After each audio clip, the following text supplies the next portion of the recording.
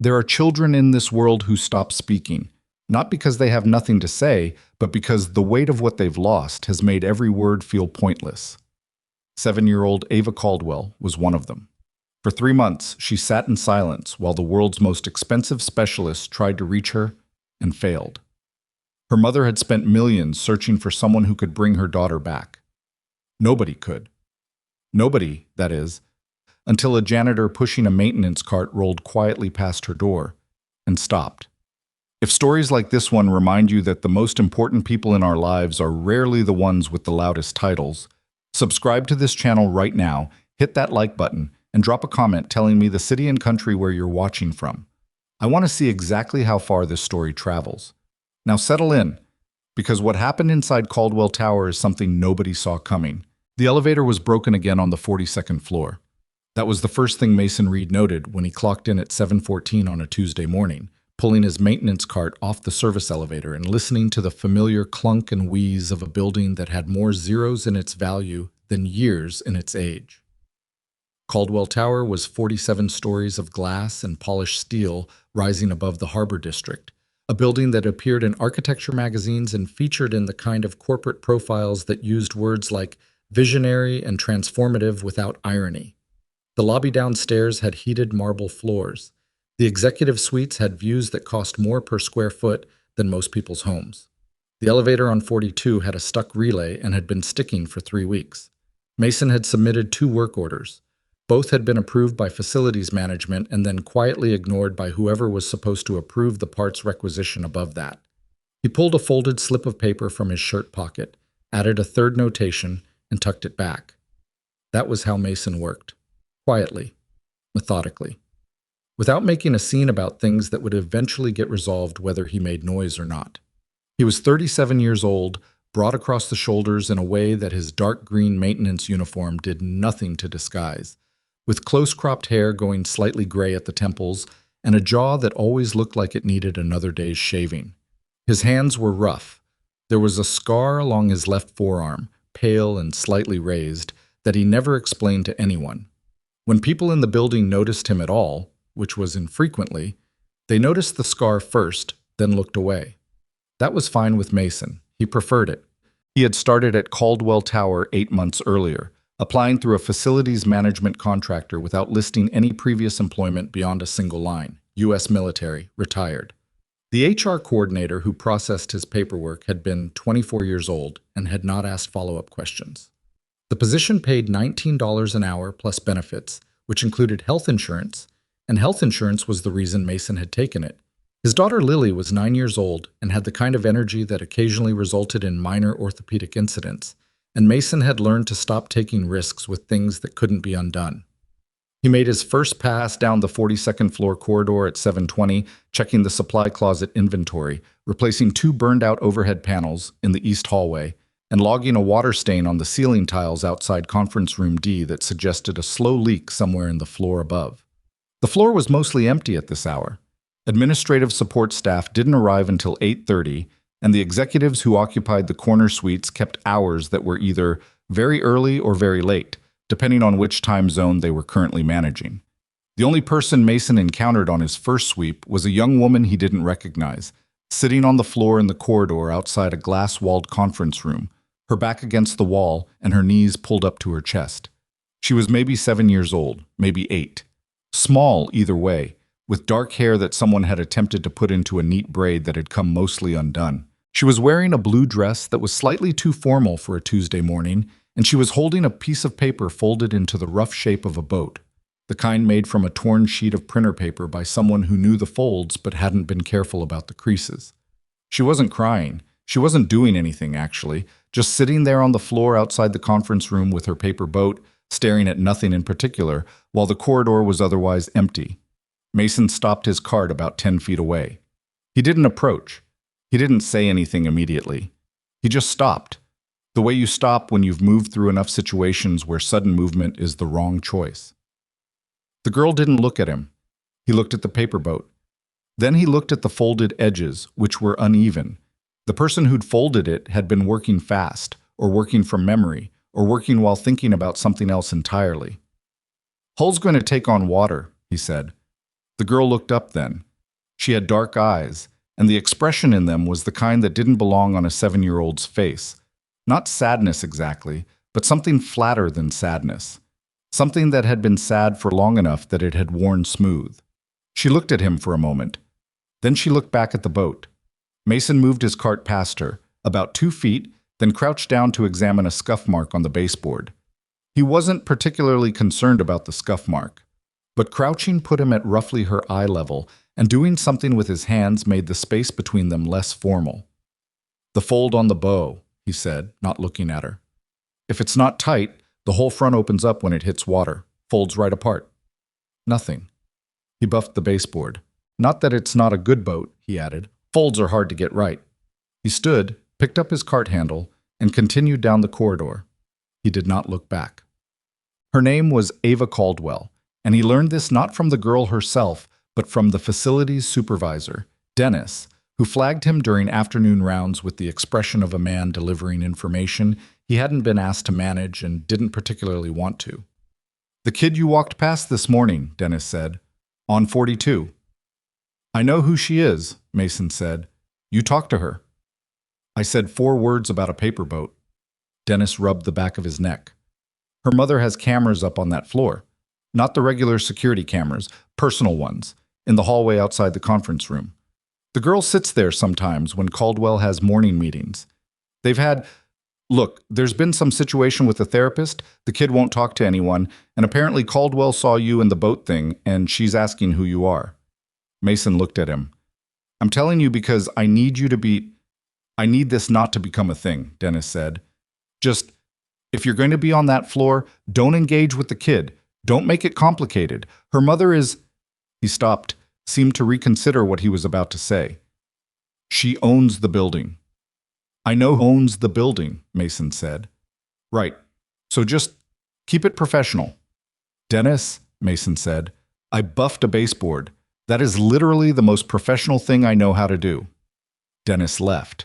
Mason noted the scuff mark on the 43rd floor supply closet door and put in a maintenance request.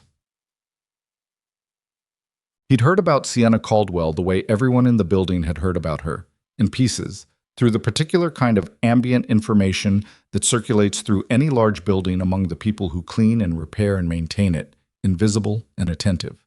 The version that reached Mason's level was stripped of the corporate profile language and correspondingly more accurate. She was 30 years old. She'd built Caldwell Biotech into a global company before she was 26, which was the kind of achievement that attracted a specific kind of attention and also a specific kind of resentment.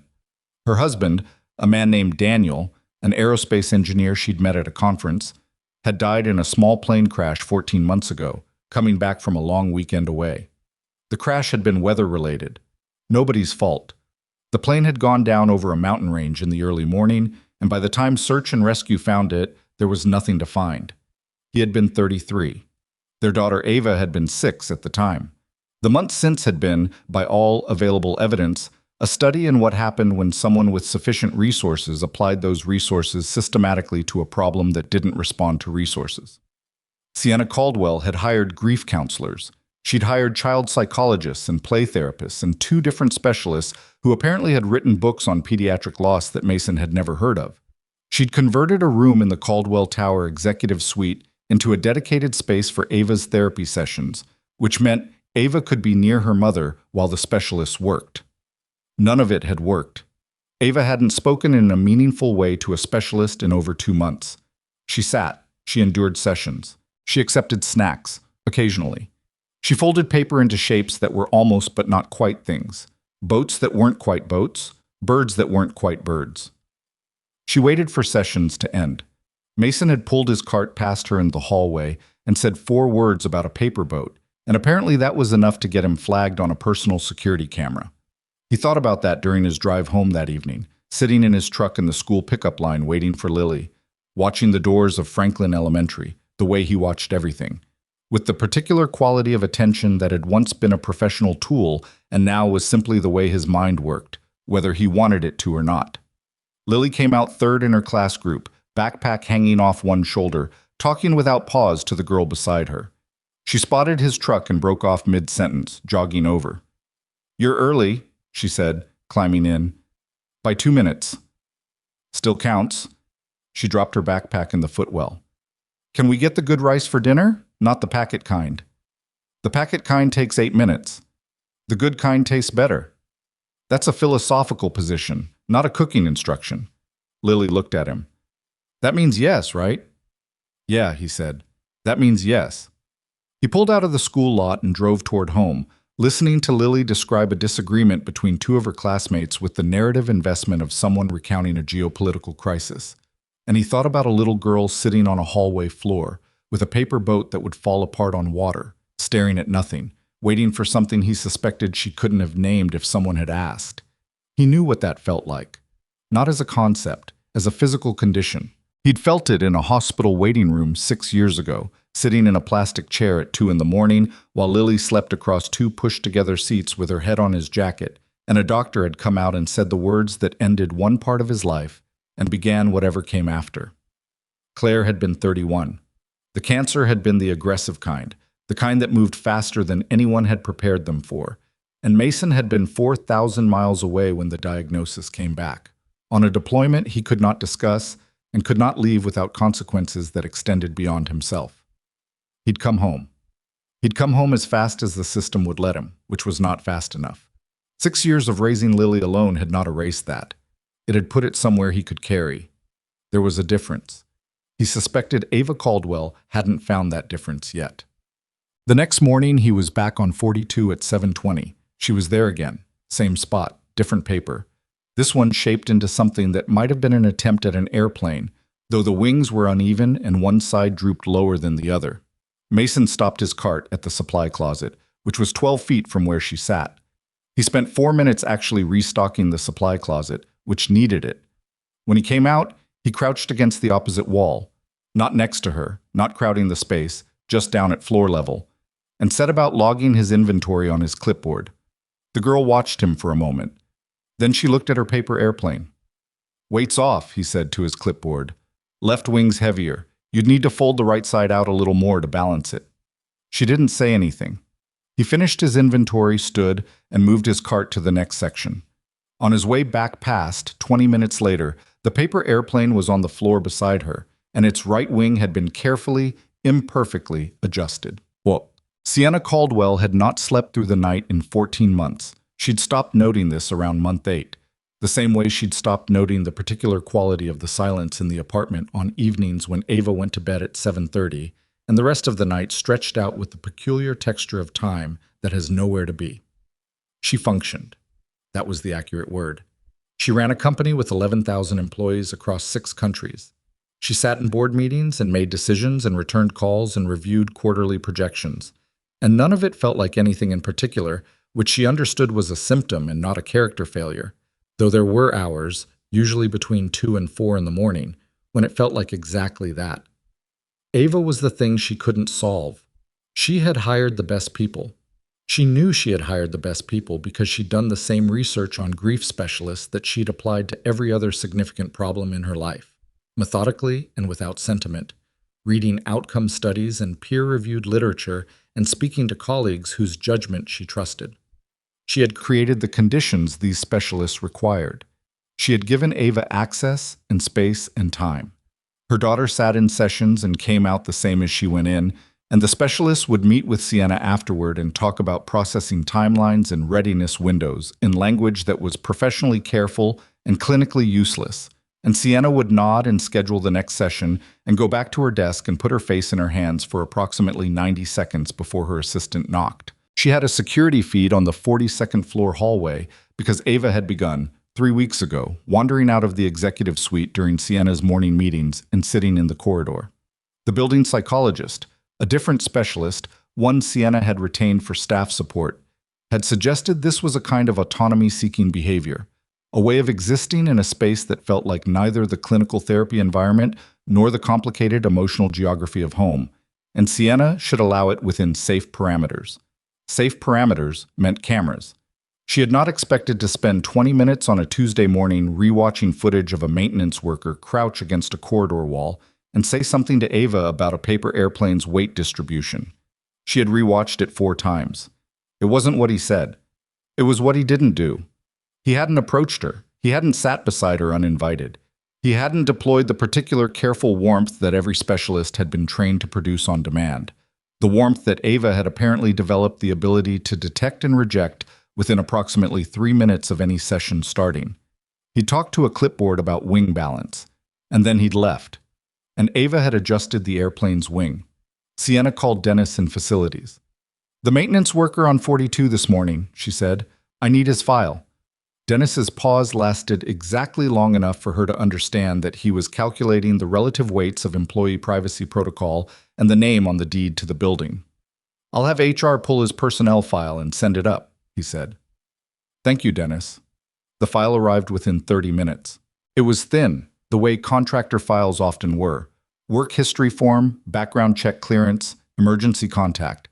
The employment history section listed his military service without detail, followed by an 18-month gap that wasn't explained, followed by a series of short-term facilities and maintenance positions. Sienna read it twice. Then she set it down on her desk and looked out the window at the harbor. The gap in the employment history didn't concern her. Lots of things concerned her. The gap wasn't one of them. What concerned her, what had been concerning her, building at the back of her mind all morning, was the thing Ava had done with the airplane wing. It was such a small thing, a minor adjustment to a folded piece of paper. And yet in 14 months of the best therapeutic intervention money could purchase, Sienna could not remember the last time her daughter had done something just because someone made an offhand observation that happened to be true. She looked at her schedule. She had a pharmaceutical partnership call in 12 minutes, a board pre-read to finish, and a dinner in the evening that she'd been planning to cancel. She picked up the personnel file again. "Mason Reed," she read. "Age 37. Emergency contact, Lily Reed, daughter. Age 9. She set it down. Outside her window, 42 floors below, the harbor was gray and the morning light was doing something complicated with the surface of the water, breaking it into pieces, making it look like something other than what it was. The pharmaceutical call notification popped up on her screen. Sienna pressed the button to join the call. But she kept the personnel file open on her desk, and twice during the next hour she found herself not listening to the call, looking instead at the 2 words at the top of the page, Mason Reed. By the 3rd morning, Mason had stopped pretending he was checking the supply closet. He still restocked it. He was not the kind of man who faked work, but he stopped manufacturing elaborate reasons to be on the 42nd floor corridor at 7:20. He was there because the girl was there, and something about the way she sat on that floor bothered him in a way he hadn't been able to put down since Tuesday. Not bothered like a problem, bothered like a splinter, small, specific, not dangerous, but impossible to stop being aware of. Ava was in her spot when he rounded the corner, back against the wall, knees up. She had a fresh piece of paper today, and she was working on something with the focused, frustrated attention of a person trying to remember a thing they'd once known. Her fingers kept folding and unfolding the same corner. Whatever shape she was attempting wasn't cooperating. Mason slowed his cart without stopping it entirely. He'd learned, without articulating the lesson, that stopping cold put her on alert. Movement was less threatening. A man with a cart moving through a hallway was scenery. A man who stopped and looked was an event. He kept moving, pulled up beside the supply closet, began taking his morning count. Behind him, he heard the sound of paper being crumpled. Then silence. Then the sound of a new sheet being taken from somewhere. She was starting over. He thought about that while he counted paper towel rolls, starting over without visible frustration, just methodically discarding the failed attempt and beginning again. That was not typical 7-year-old behavior. That was the behavior of someone who had learned, at some cost, that frustration accomplished nothing. He found a small notepad in his cart's side pocket. He tore out a clean sheet, folded it in a specific sequence, 12 folds, the kind that took about 40 seconds if you knew the pattern, and set the result on the floor of the hallway without comment, then went back to his supply count. It was a crane, not a perfect one. He'd learned the fold from a Korean-American medic named Sue during a long transit wait in a location he couldn't name, and Sue had told him the traditional version had more steps, but the abbreviated version was better for situations where you didn't have much time and needed something that still looked like what it was supposed to be. He finished his count. He noted 2 items to be requisitioned. He picked up his cart handle. "How did you do the neck?" said a voice. It was so quiet he almost missed it under the sound of the cartwheels. He stopped. Ava was holding the crane. She was looking at the fold where the neck met the body, the angular joint that made the shape read as a bird rather than an abstraction. Pinch fold, he said. You push both sides in at the same time instead of folding one way. Makes a crease that goes inward instead of outward. She looked at the crane. Then she looked at her unfinished sheet of paper. I can show you, he said. Or not. Either way. She held out the unfinished paper. He sat down on the floor, not next to her, at an angle, giving her the corner, and took the sheet and showed her the pinch fold twice, slowly, then handed it back and watched her attempt it. She got it wrong the first time. He didn't reach over to fix it. He just described it again, slightly differently, and waited. The second time, she got it right. The crease went inward. She looked at it for a moment, then she went back to the fold she'd been working on before. Mason stood, picked up his cart, and went back to work. He did not make a large thing of it. He had learned, again without exactly articulating it, that the worst thing you could do in that corridor was make a large thing of anything. Oh, he found out that evening from Dennis that someone had watched the security footage again. HR wants to know if you've been interacting with the Caldwell kid, Dennis said. He had the look of a man who'd been called into an office he didn't enjoy visiting. I showed her a paper fold, Mason said. Look, it's not a complaint. From what I understand, it's more the opposite. But I need to know what's going on so I'm not caught flat-footed if Caldwell herself calls down. Nothing's going on, Mason said. She's a kid sitting in a hallway. I fold paper sometimes during rounds. That's the whole story. Dennis looked at him for a moment with the expression of someone deciding whether a simple answer was actually simple or whether its simplicity was itself the suspicious part. Okay, he said, just keep me in the loop. Mason said he would. He drove home thinking about the pinch fold and about the way Ava had held the finished crane afterward. Not like a child showing off an accomplishment, but like someone checking whether a thing was actually real. The pattern established itself over the following 2 weeks, with the unhurried momentum of something that was going to happen regardless of whether anyone planned it. Mason did his rounds on 42. Ava was usually in the hallway by 7:30. He did not sit with her uninvited. He did not produce activities.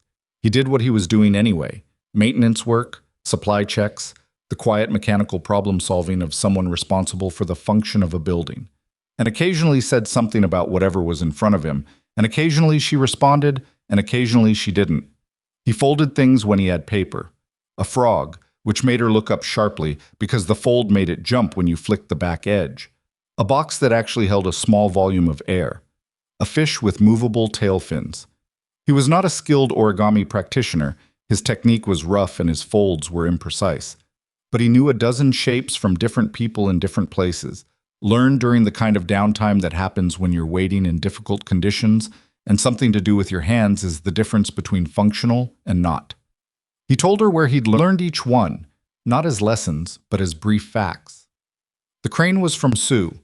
The frog was from a man named Garcia who had won $40 off Mason on a bet that he couldn't get a 7-year-old to stop crying during a community outreach event by making one jump.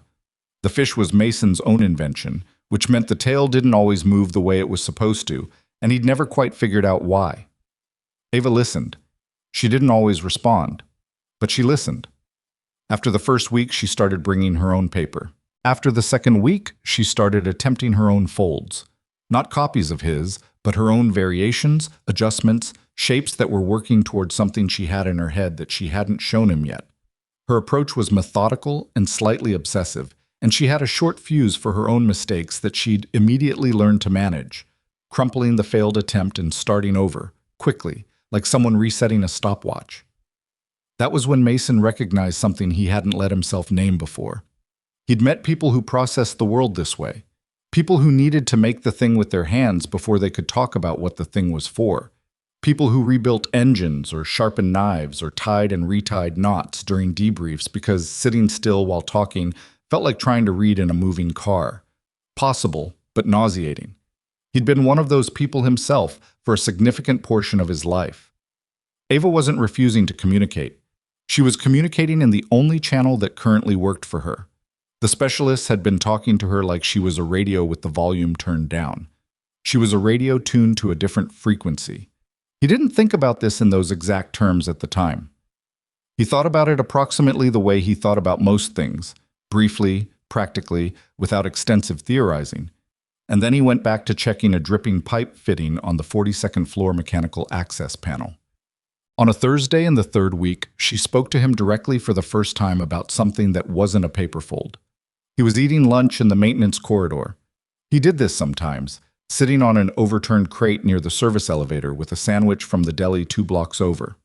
When he heard the stairwell door open and small footsteps in the hall, he looked up. Ava stood at the end of the corridor about 20 feet away, wearing a yellow sweater and the expression of someone who had followed an impulse and was now uncertain about it. He looked at her. She looked at him. "Your lunch is ugly," she said. He looked at his sandwich. "It's got mustard. Mustard makes most things worse." "Why do you put it on?" "It came that way. I didn't check."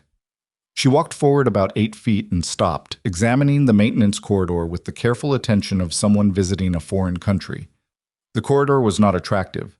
Exposed pipes along the ceiling, fluorescent lighting, the smell of industrial cleaning fluid, and slightly warm electronics from the server room at the far end. "How come you eat here?" she said. It wasn't quite a question. "It's quiet," he said. "I like quiet." "There's a cafeteria." "There is. It has real food. It also has 11 people who want to talk to me about the relay on the 42nd elevator," he said. "I know about the relay. I've submitted 3 work orders about the relay. I don't need to discuss the relay while I'm eating." Something moved in her face. Not quite a smile. Something that was what a smile was before it became a smile. She walked over and sat on the floor, not on a crate, on the actual floor, approximately 4 feet from his crate, and took from the pocket of her sweater a small, carefully folded piece of paper. She set it on the ground between them. It was a boat. A proper one, with the bow fold tight and the hull creased correctly, the whole shape holding its geometry the way it was supposed to. The first boat he'd ever seen her with, weeks ago, had been shapeless. This one would actually float. He looked at it. "Hull's good," he said. "I practiced," she said. "How many?" "A lot." She picked it up and looked at the bow. 17. He ate the rest of his sandwich. Ava sat on the floor and looked at her boat. "My dad made boats," she said. She said it to the boat, not to him. "Not paper, real ones, little ones, out of wood. He had tools in the garage." Mason didn't say anything. He waited. "He was going to teach me," she said. "When I was bigger." "What kind of boats?" "Sailboats." She turned the paper boat over in her hands. "He had a book about it, with pictures. It's still in the garage." The fluorescent light above them hummed. Somewhere in the building's infrastructure, something cycled on with a low mechanical vibration that moved through the floor and disappeared. "The book's not going anywhere," Mason said. Ava looked up at him. He met her eyes, then looked back at his lunch bag, folding it closed. "Books wait pretty well," he said. "Better than most things." She looked back at her boat. She didn't say anything else, but the quality of her silence changed, from the dense, load-bearing silence of the previous weeks to something lighter, something that had let a little air in. After a while, she stood up and put the boat in her sweater pocket. "Your sandwich still looks bad," she said. "It tasted worse." She almost smiled again, and then she turned and walked back down the corridor toward the stairwell. And Mason watched her go and then sat for a while in the quiet of the maintenance hall, listening to the building breathe around him. What Sienna Caldwell was watching on the security footage was making her feel things she had not expected to feel, which was irritating in the specific way that only unexpected things could be. She had reviewed the footage every morning for the past 2 weeks. She had told herself this was responsible parental oversight. She was aware that this was not entirely accurate, but it was a workable justification, and she was too busy to interrogate it more closely.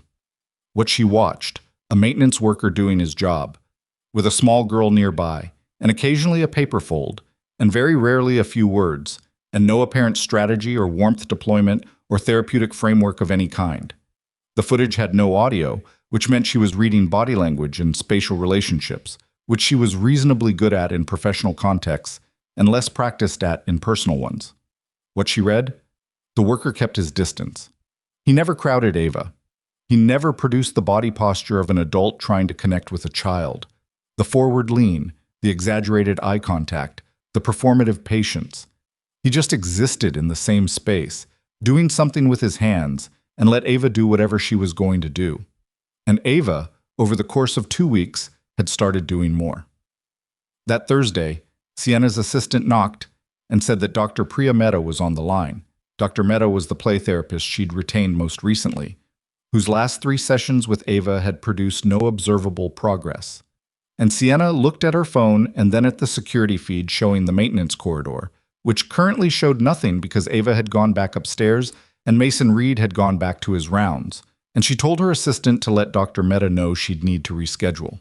Her assistant's pause was the specific pause of a person who had now rescheduled this same call twice and was deciding whether to say so. "I'll move it to next week," Sienna said. "Thank you." That evening, for the first time in 3 months, Ava came to dinner without being asked twice. She ate most of her food. She didn't talk much, but she answered questions with more than single-word responses, which had been the primary register of the past several months. When Sienna asked carefully how her day had been, Ava said okay, and then added after a moment, "I've been practicing boats." Sienna looked at her. "Paper boats," Ava said, somewhat defensively, as if she suspected this was going to become an adult thing. "That sounds good," Sienna said. She kept her voice even. "Are they getting better?" "The 17th one was good," Ava said. "The others were mostly bad." 17 tries, Sienna said. "That's a lot of practice."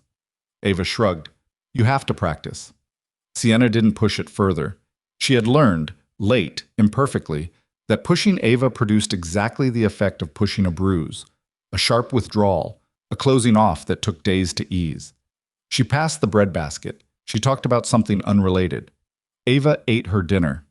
After Ava went to bed, Sienna stood at the kitchen counter for a long time, not doing anything particular.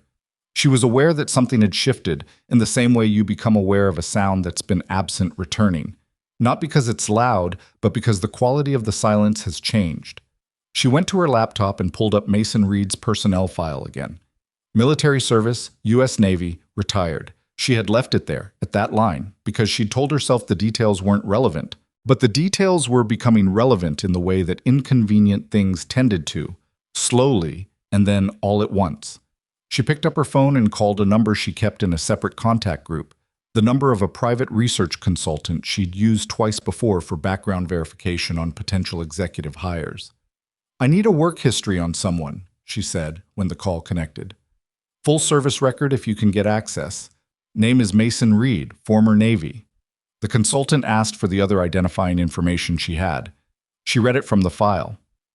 "Timeline?" he asked. "A week," she said. "And I need it to be clean. No one inside the company sees this." She hung up. She looked at the kitchen counter for another moment. Then she went to check on Ava, who was asleep with one hand open on the pillow beside her, and a paper boat, slightly crumpled now, but still holding its shape, sitting on the nightstand. The wood came from Mason. He hadn't planned it. He'd been replacing a damaged section of decorative trim panel in the 38th floor conference room.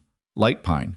Nothing special, but the offcut was clean-edged and smooth-grained and about the size of his hand, and he'd picked it up and put it in his cart's lower shelf without thinking too much about why. During his lunch break the next day, sitting in the maintenance corridor with a better sandwich, he'd started checking for mustard. He took out the offcut and a small folding knife he carried for utility purposes, and he started cutting. He was not a woodworker. He'd done basic whittling as a teenager, learned from an uncle who had very little patience but very good technique, and he'd done it occasionally during deployments for the same reason he did most things with his hands during difficult periods. Because doing a thing kept the other parts of his brain from running processes. He didn't want running. I was still working on it when Ava appeared at the end of the corridor. She watched him for a moment, then walked over and sat in her floor spot. "What is that?" she said. "Not sure yet," he said. It was true. He'd been cutting toward a shape without committing to what it was. She watched his hands. "Is that a knife?" "Folding knife. I use it for work." "It's sharp?" "That's what makes it useful." She thought about this. "Can I watch?" "You're watching," he said. She settled in more comfortably, pulling her knees up. He kept cutting. The shape under his hands was starting to resolve. Small, four-legged, Something about the proportions of a dog or maybe a bear, he hadn't decided. His uncle would have decided before making the first cut. Mason had never been that disciplined about it. My dad had a garage, Ava said after a while. You mentioned, he said, he had tools, not like a knife, like a jigsaw, and a plane, the kind that makes wood smooth. She watched the knife. He made me a rocking horse when I was 4. It took him 3 weekends and he cut himself twice and my mom was mad about the sawdust. Mason kept cutting. Was the rocking horse good? It was really good, she said quietly. It had a name. I named it. I named it Captain. Good horse name. I know. She looked at her hands. Captain's still in my room. I'm too big for it now, but I kept it. He cut a clean line along the shoulder of whatever the shape was becoming. Wood shaving curled away, pale and thin. You should keep it, he said. My mom said I could redecorate if I wanted. What do you want? The question sat in the air for a moment. Ava looked at the floor. Captain to stay, she said. Then Captain stays, he said. Doesn't need to be more complicated than that. She was quiet for a while. The shape in his hands had decided to be a bear. He could see it now, the rounded haunches, the broad chest. A rough bear, nothing detailed, but a bear. Are you good at everything? She asked. He looked up. She was watching him with the evaluating expression she used sometimes, the one that was too old for her face. No, he said. You're good at fixing things, and folding things, and the wood thing. I burn most things I try to cook, he said. I can't parallel park. I'm genuinely bad at parallel parking. My daughter makes fun of me. Something happened in Ava's face. It was quick, there and almost gone before he could fully see it. But it was there. You have a daughter? Lily. She's 9. What's she like? He thought about Lily, the backpack on one shoulder, the running commentary, the 3-step negotiation process she'd developed for getting the non-packet rice, and said, She talks a lot. She thinks very loud. She has opinions about things I'd never have opinions about. Like what? She has a position on whether the spoon or the fork is the more important utensil, he said. She's thought it through. She presented her argument to me over dinner one time. Ava stared at him. What did she decide? Spoon, he said. Her argument was that a fork can't hold liquid. Ava considered this with the seriousness of a judge reviewing testimony. That's actually true, she said. It is, he said. She wasn't wrong. The almost smile came back, and this time it crossed the line into an actual one, small, brief, the kind of smile that didn't stay long because it wasn't quite used to being there yet. But it was real. He could tell the difference. He finished the bear's basic shape before his break ended and set it on the floor between them. It was rough. One ear was slightly larger than the other. The legs were a little too long for the body. It looked like a bear drawn by someone who was working from memory rather than from life, which was exactly what it was. Ava picked it up. She turned it over in both hands, examining it with the serious attention she brought to everything. It's good, she said. She said it the way a person says something is good when they mean it, not to be polite. It's rough, he said. That's okay, she said. Things don't have to be smooth. She put the bear in her sweater pocket, next to where the paper boat usually lived, and stood up. Same time tomorrow? She said. He looked at her. She was looking back with the slightly challenging expression of someone who has surprised themselves by asking something and is now committed to not looking like they care about the answer. I've got the south stairwell inspection tomorrow, he said. Runs long. Probably be here by 8:15. Okay, she said. 8:15 was fine. 8:15 was not a problem. She walked back toward the stairwell, and Mason sat in the maintenance corridor with his folding knife and his sandwich wrapper, and the quiet that was now a different kind of quiet, the kind that has recently had something in it. He did not know about the board meeting. He had no reason to know about it. He was a maintenance contractor on floors 38 through 45, responsible for mechanical upkeep, supply inventory, and minor repair work, and corporate governance was not in his scope. He found out the same way he found out most things about the upper floors, through the ambient information that moved through service corridors and break rooms, filtered through several layers before it reached him. What reached him, 3 days later, was a fragment delivered by a security guard named Paulson who stopped to share a coffee during Mason's afternoon break. There'd been a meeting. Something about the board. Something about Caldwell Biotech's therapeutic subsidiary, the one that provided corporate wellness and child mental health programs, and about a contract renewal that had apparently gotten contentious. Whole thing got heated, Paulson said. Hartwell was in there for 2 hours. Which one's Hartwell? Mason said. CFO. Where's the gray suits? Has that looked like he smells something bad? Paulson drank his coffee. Word is Caldwell started asking questions about the subsidiary's outcome data, whether their programs were actually producing results. Mason thought about outcome data and what it meant in practical terms. He thought about expensive specialists and sessions and long corridors where a small girl sat alone. Hartwell's in charge of the subsidiary? He asked. Board seat and an equity stake, Paulson said. Has been for years. They've been one of Caldwell Biotech's primary therapeutic service providers. He paused. Well, they were, before she started asking questions. Mason filed this away with the flat, uninflected attention he gave to most things. Noted, relevant, not immediately actionable. Thanks for the coffee, he said. Paulson nodded and went back to his rounds. Mason sat for a moment, finishing his own coffee, looking at the corridor ceiling where the pipe he'd been meaning to check for 3 days ran behind an access panel. Then he stood up and got back to work. He didn't know yet that someone had already started asking questions about him. He didn't know that a board member with an equity stake and a gray suit had noted, with the particular attention of a man who had a lot to lose, that Sienna Caldwell's daughter was now sleeping through the night and eating dinner without being asked twice, and that this change had started occurring around the same time a maintenance worker on the 42nd floor began stopping his cart in the hallway where the girl sat alone. He didn't know that a file had been opened, that certain calls had been made to certain firms that specialized in the kind of research that didn't appear in standard background checks. He was replacing a corroded coupling on a water supply line in the 39th floor men's room, lying on his back under the sink with a wrench and a flashlight, when Ava knocked on the maintenance corridor door that afternoon and pushed it open and stood in the doorway holding a paper boat. A new one, cleaner than the last, the bow fold nearly perfect, and said, with the careful casualness of someone who has thought about how to phrase something, I told my mom about the bear. He slid out from under the sink. Yeah? She wants to know if you want to have lunch, Ava said. Like with us, in the executive suite. She said it's up to you. She said to tell you it's not a big deal, but… Ava paused. She asked me like 3 times what I thought you'd say, so I think it might be a kind of a big deal to her. Mason looked at the girl in the doorway. Thursday? He said. Ava held up the paper boat. Thursday, she said. He looked at the ceiling for a moment, just briefly, the look of a man making a calculation that involves more variables than he'd expected. And then he said, yeah, all right, Thursday's fine. Ava lowered the boat. She was doing the almost smile thing again, the one that crossed its own threshold when she wasn't watching it. She's going to be weird about it, Ava said. She gets weird when she's nervous. Good to know, Mason said. I'm just telling you so you're prepared.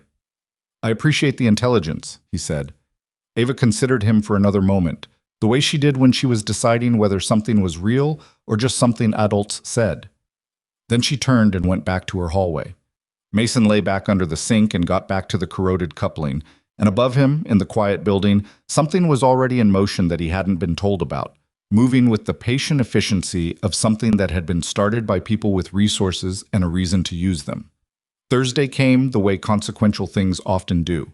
Ordinary on the surface, the building going about its Tuesday and Wednesday in between, without any indication that something was about to shift. And then suddenly, it was Thursday morning and Mason was in the service elevator at 7:05, staring at his own reflection in the scratched metal door and thinking that he should have ironed his shirt. He hadn't ironed his shirt. He didn't own an iron. He had a vague memory of owning one during the years when Navy dress uniform inspections made such things non-negotiable, but that iron had disappeared somewhere in the sequence of moves and storage units and the long reorganization of a life that followed leaving the service. And he hadn't replaced it because Lily's school didn't require ironed shirts, and neither did facilities maintenance work. His shirt was clean. That was going to have to be sufficient. The executive suite on the 47th floor was different from the 42nd the way a photograph of a place is different from the place itself. Similar bones, different atmosphere, everything slightly more deliberate. The carpet was thicker, the light was warmer, the air smelled like something other than industrial cleaning fluid, though Mason couldn't have identified what. Sienna Caldwell's assistant, a young man named Theo, who had the energy of someone managing 12 things simultaneously while appearing to manage none of them, met Mason at the elevator and walked him to a conference room that had been set up with lunch rather than a meeting, which was the kind of distinction that only mattered if you were paying attention to it. There was a table. There was food on the table, the catered kind, arranged without being fussy about it. There was Ava, already seated, who looked at Mason when he came in with the expression of someone who has arranged a social situation and is now anxious about whether it was a good idea. And there was Sienna Caldwell. She was standing near the window when he came in, looking at something on her phone, and she looked up with the slightly too fast attentiveness of someone who had been aware of the door and was pretending not to be. She was shorter than he'd expected from the building's ambient mythology about her, and younger looking than 30, or maybe not younger exactly, but the kind of face that wore its age honestly, without the careful maintenance that people in her position often applied to the project of appearing ageless. She looked tired. She looked like someone who had been running at capacity for a long time and had gotten skilled enough at it that the effort was only visible if you knew what to look for. She put her phone away. She crossed the room. "Mason Reed," she said, and extended her hand. Her handshake was direct. "I'm Sienna." "I know," he said. Something in her expression acknowledged that.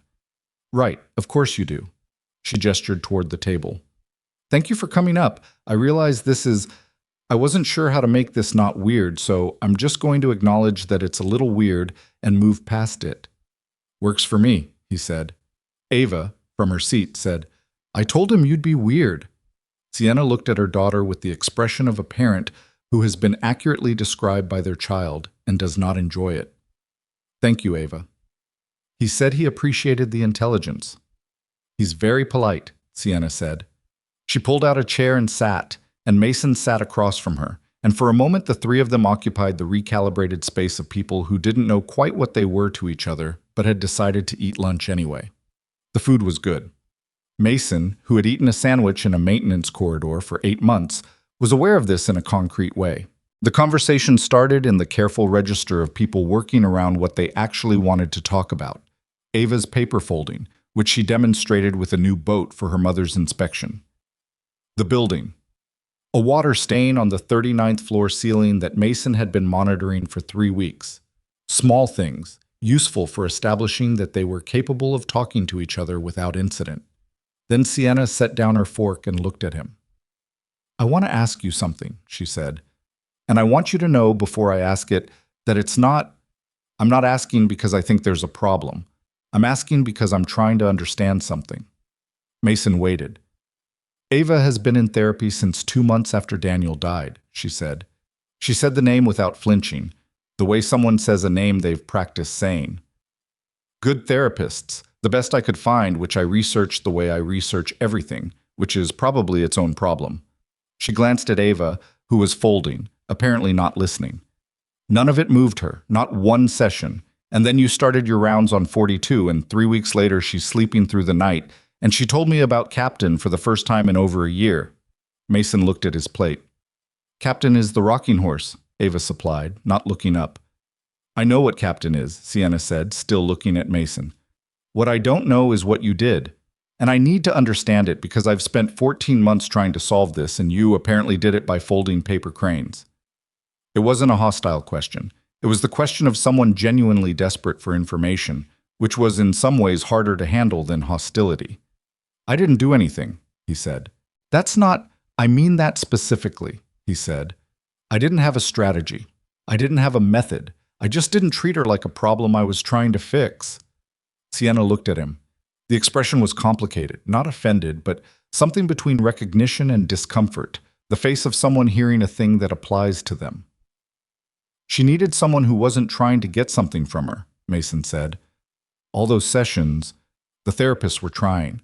I know they were trying, but trying is a thing a kid can feel. It's like pressure. She'd been under pressure for over a year." Sienna was quiet for a moment, then, "So you just didn't try?" "I was doing my job," he said. "She happened to be in the hallway. I said something about her boat. She was right there." He paused. "I understand what she's carrying. I'm not going to pretend I don't. But I didn't sit down with her to fix it. I sat down, or I stayed near, because she looked like she could use someone to be near without an agenda. Sienna looked at him for a moment with the particular look of someone reassessing a calculation they'd already made once. "How do you understand what she's carrying?" she asked. He was quiet for one beat. 2. Across the table, Ava had stopped folding. "My wife died 6 years ago," he said. "Lily was 3. Something shifted in the room. Not dramatically, not the way it shifts in movies, but the small actual shift of a temperature change, a barometric adjustment. Sienna said, "I'm sorry. Cancer. I was overseas when the diagnosis came back. I got back when I could." He said it without self-pity and without performance, the way you say things that have been said enough times to have found their shape. Lily didn't speak much for about 4 months after. She was 3, so a lot of it was developmental, but a lot of it wasn't. "What helped?" Sienna asked. "Time," he said. "And I stopped trying to make her feel better and just stayed in the room with her. I didn't know that's what I was doing at the time. I thought I was failing, but she just needed someone who wasn't going anywhere." Ava was watching him now. He was aware of this without looking at her directly. "Where did you serve?" Sienna asked. He met her eyes. There was something in the question, a delicacy, a sense that she knew this was the edge of a boundary and was asking anyway. "Classified mostly," he said. "I can tell you I was Navy. I can tell you I did rescue operations for about 8 years. After that gets thin." "Why did you leave?" The question sat in the air for a moment. He'd been asked it before in various forms and had various answers prepared for various contexts. The honest answer was the same one, phrased differently depending on who was asking. "I got hurt," he said. "And then I decided that the things I cared about most were not in locations that required security clearance to reach." Sienna nodded slowly. She looked at her daughter, who was looking at Mason, and then she looked back at the window and the harbor below it. "She asked if she could bring you a drawing yesterday," Sienna said. "She draws. She's been drawing since before Daniel, since she was 4. She stopped after he died. 2 weeks ago she started again." Mason didn't say anything. "She drew the maintenance hallway," Sienna said, "and you on your crate with your sandwich. She drew it pretty carefully. She spent about an hour on it." She looked at her plate. "I cried after she went to sleep. I'm telling you that because I think you should know what you did, even if you're going to tell me you didn't do anything." He said, "Tell her the sandwich is better now. I started checking for mustard." Sienna looked at him. Then she laughed, short and real, the surprised kind that didn't have time to be appropriate. Across the table, Ava looked between them with the evaluating expression of a child watching 2 adults behave unexpectedly. "You're both weird," she said. "That he didn't see the car in the parking structure on Friday morning. He wouldn't have thought anything of it if he had. It was a gray sedan, which was most cars, and the parking structure was shared between the building's tenants and a pay-by-hour lot that served the adjacent block. He didn't see the man with the phone camera on the corner of Harbor and 5th on Monday, angled at the building entrance, which again was not the kind of thing that registered as notable. What he noticed, on Tuesday of the following week, was Paulson. The security guard intercepted him in the first-floor lobby at 7:03 with the stiff movement of a man who had been told to do something he didn't enjoy and had decided the best approach was to do it quickly. "I need you to come with me," Paulson said. Mason looked at him. "Where?" "Building security office." He paused. "I'm sorry, Reed, I got the instruction this morning." The building security office was a room on the second floor that Mason had been in twice for routine contractor check-ins. Today it contained Paulson, a man from the management company's HR department whose name Mason didn't know, and a woman in a dark blazer who introduced herself as from a firm called Meridian Consulting without specifying what Meridian Consulting did. On the table in front of them was a printed document, face down. "Mr. Reed," the HR man said, "we've received some information through a third-party review process regarding your employment here. Given the sensitive nature of the Caldwell family's presence in the building, we're required to review all contractor personnel who have had direct contact with—" "What information?" Mason said. The man from HR looked at the woman from Meridian, who turned the document face up and slid it across the table. It was a printed summary, the kind assembled from fragments. Mason recognized the format, of what appeared to be portions of a military service record. His military service record, or something that was shaped like it, constructed from actual data arranged in a way that implied things the actual data did not, in the same way that a shadow can look like a shape it doesn't belong to. The fragments were real. He could see pieces of authentic documentation, unit designations, mission classification codes, assessment language. What they said, in the arrangement on this page, was that he had been involved in incidents of escalating force, that psychological evaluations during his final period of service had flagged concerns about regulation under stress, that his departure from the Navy had been, the document used the phrase administratively expedited, which was a genuine phrase that meant something specific and did not mean what the document implied it meant. He read it twice. He set it down. "Where did this come from?" he said. "We're not able to disclose the source," the woman from Meridian said. "This is fabricated," he said. "Not with heat." Flatly, "The way you say something that is simply true." "Not completely. Some of these documents are real, but the context is wrong. This characterization is wrong." "Mr. Reed, the administrative expediting was a medical separation," he said. "I was injured during a classified operation and separated with full honors. I can get you a letter from the Navy Personnel Command that says exactly that, if you want to wait the 2 weeks it takes to process." He looked at the HR man. "Is this a termination?" The man looked uncomfortable. "We're suspending your building access pending review. This is standard procedure when—" "It's not standard procedure," Mason said. "I've done contractor work in 14 buildings in this city over 3 years. I know what standard procedure looks like." He pushed the document back across the table. "Someone put this together and submitted it to you. I'd like to know who." Nobody answered that question. Mason stood. He was not shaking. He was angry in the cold, contained way he'd learned during years when anger had to be held. Somewhere it didn't cost anything, and that containment was the only thing in the room that was actually under control. "I'll get the letter from Navy Personnel Command," he said. "I'll also talk to a lawyer because this document is defamatory, and whoever assembled it had a reason to do it." He looked at the woman from Meridian. "You can keep the copy. I don't need it." He picked up his cart keys from the table, where he'd set them coming in, and walked out. Paulson caught up with him in the corridor. He looked miserable. "Reed, It's not your fault," Mason said.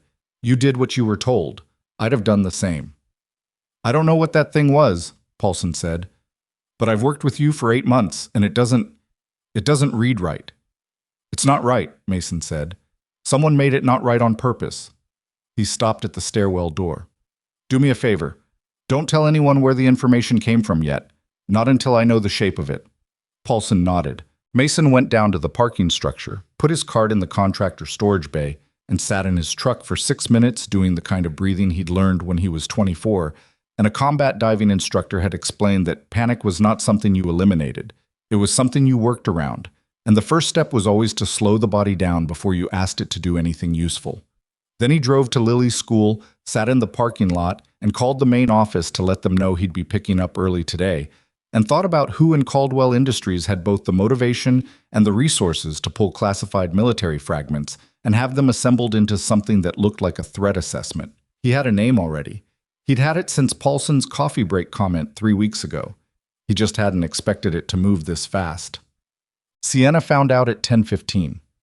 Theo knocked and said that facilities management had called regarding Mason Reed's contractor status, and Sienna looked up from the pharmaceutical brief she wasn't reading and said, "What about it?" Building access had been suspended pending a personnel review, and Theo handed her the one-page summary with the careful movements of a man delivering a thing he wasn't sure was what it appeared to be. She read it in 45 seconds. She read it again in 30. "Who submitted this?" she said. "It came through Meridian Consulting," Theo said. "Meridian was engaged by—" "Oh, I know who engages Meridian." She set the paper on her desk. Her voice was level. Her voice being level was the thing Theo had learned, over 2 years of working for her, to treat as a serious indicator. "Get me the original contract for Meridian's current engagement, and get me the board subcommittee authorizations for any third-party personnel reviews in the last 60 days. I'll have them in 20 minutes. I need them in 10. He had them in 11. She read the contract. She read the authorization.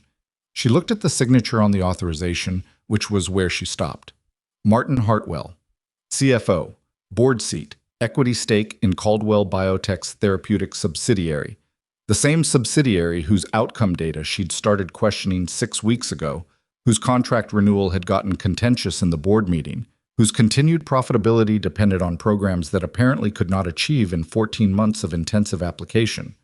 What a maintenance worker with a folding knife and some scrap wood had begun to do in 3 weeks. She understood the shape of it in approximately the time it took her to put the 3 documents side by side on her desk. She picked up her phone. She called the head of legal. "I need you up here," she said. "Now, please.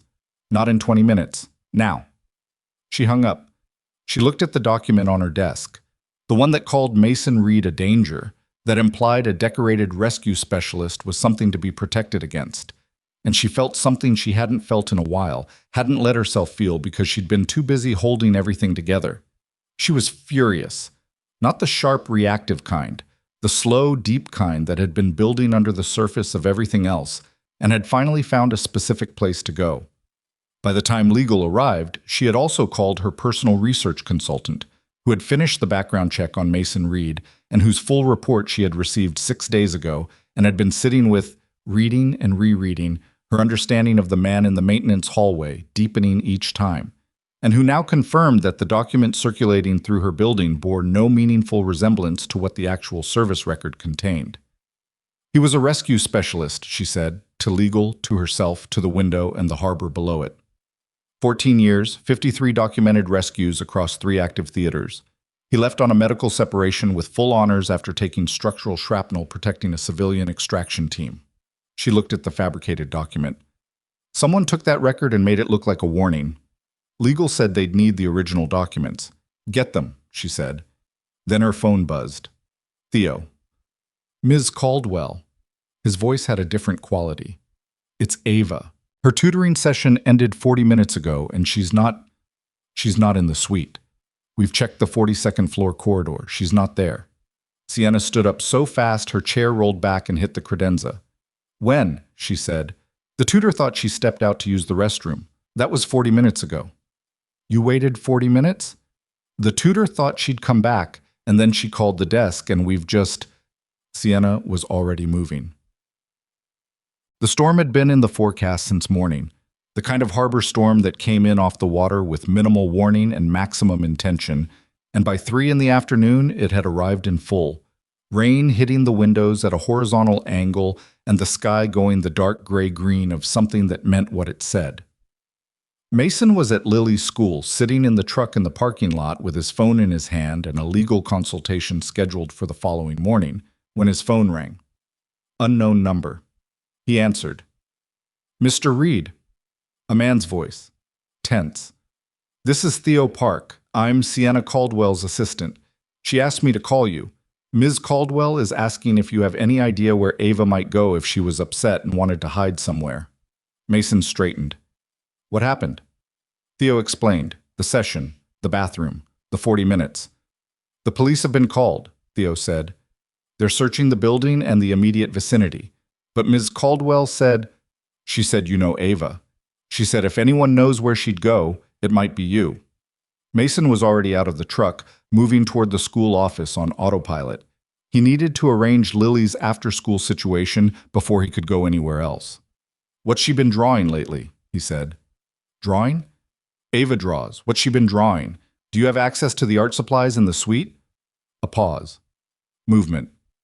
Theo said, "I can get to her desk. Go." He waited. Signed Lily into the school's aftercare program in 90 seconds, got back in the truck, engine on. Theo came back. There are drawings in a folder here, buildings, mostly.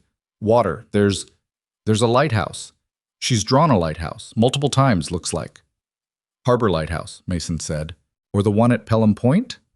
I don't know how to tell the difference." "Is there an abandoned structure next to it, in the drawings?" A pause.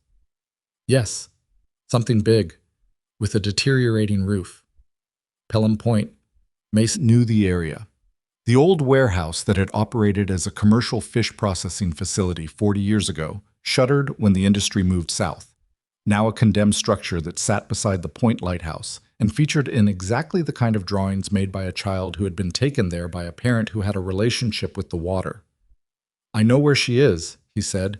Tell Sienna to send emergency crews to the Pelham Point warehouse, South Harbor. Tell them the structure is condemned. The roof is unstable. He was already driving. I'm going now. Mr. Reed, the police are going to take 20 minutes to run the location check and another 15 to route units. I'm 8 minutes from Pelham Point. He turned onto Harbor Street. The rain was hitting his windshield faster than the wipers could manage. Call me if you get anything else. He hung up. The road to Pelham Point ran along the water's edge for the last half mile, and the storm had turned it into something that required attention. Standing water at the curve near the fish market, visibility down to 60 feet, the wind coming off the harbor with enough pressure that his truck moved when a gust hit it broadside. Mason drove at the speed the conditions allowed, which wasn't fast, and thought about an unstable roof in heavy rain and a 7-year-old who had lost one person she loved to a weather event and had gone to the last place she associated with him, because when grief gets acute enough, proximity to the memory is the only thing that makes sense. He'd done the same thing. 3 months after Claire died, he'd driven 4 hours to the cabin where they'd spent their first weekend together, without planning to, without telling anyone, without any clear intention beyond the need to be in a space that still held the shape of what he was missing. Lily had been with his sister. He'd sat in the dark cabin for 2 hours and then driven home. He understood what Ava was doing at Pelham Point. He just needed her to be doing it somewhere the roof wasn't made of corroded steel and deteriorating timber that had been condemned 8 months ago. The warehouse came into view at the end of the Point Road, a long, low structure with a sagging roofline, windows long since gone, the lighthouse standing red-striped about 200 yards further out on the point. In the storm, it looked like a place you'd find in a nightmare, which was not helpful information when a 7-year-old was somewhere inside it. Mason parked, got out, pulled his jacket collar up against the rain that was immediately irrelevant because he was soaked within 8 seconds, and jogged to the warehouse's main entrance. 2 wide doors, one hanging at an angle from a single remaining hinge, the gap between them big enough for a small child to walk through. He went in. The interior was vast and dark, and smelled like salt water and old timber, and the rain on the roof created a continuous noise that was almost but not quite loud enough to cover the sound of the structure's distress. Small pops, the long, low groan of metal under thermal and moisture stress, the intermittent sound of falling water inside where the roof was already leaking. He pulled out his work flashlight. He carried one always. It was a maintenance habit, and swept it across the space. The floor was concrete, cracked in long seams, with standing water in the low points. Old equipment had been left in a cluster near the north wall. The rusted shapes of processing machinery, unidentifiable now, grown into an archipelago of junk and condensation. At the far end of the warehouse, in the corner where the walls met and the roof, for whatever structural reason, appeared to be holding better than elsewhere, there was a shape that was not machinery. Ava was sitting with her back in the corner, knees up, arms around her knees, wearing a light jacket that was wet through. She had a paper boat in one hand. It was completely destroyed by the rain, a wad of pulp, but she was still holding it. She looked at him when the flashlight reached her. She didn't look surprised. She looked the way a person looks when they've been found doing something private and have to decide whether to be angry or relieved. "Hey," he said. He walked toward her at a normal pace.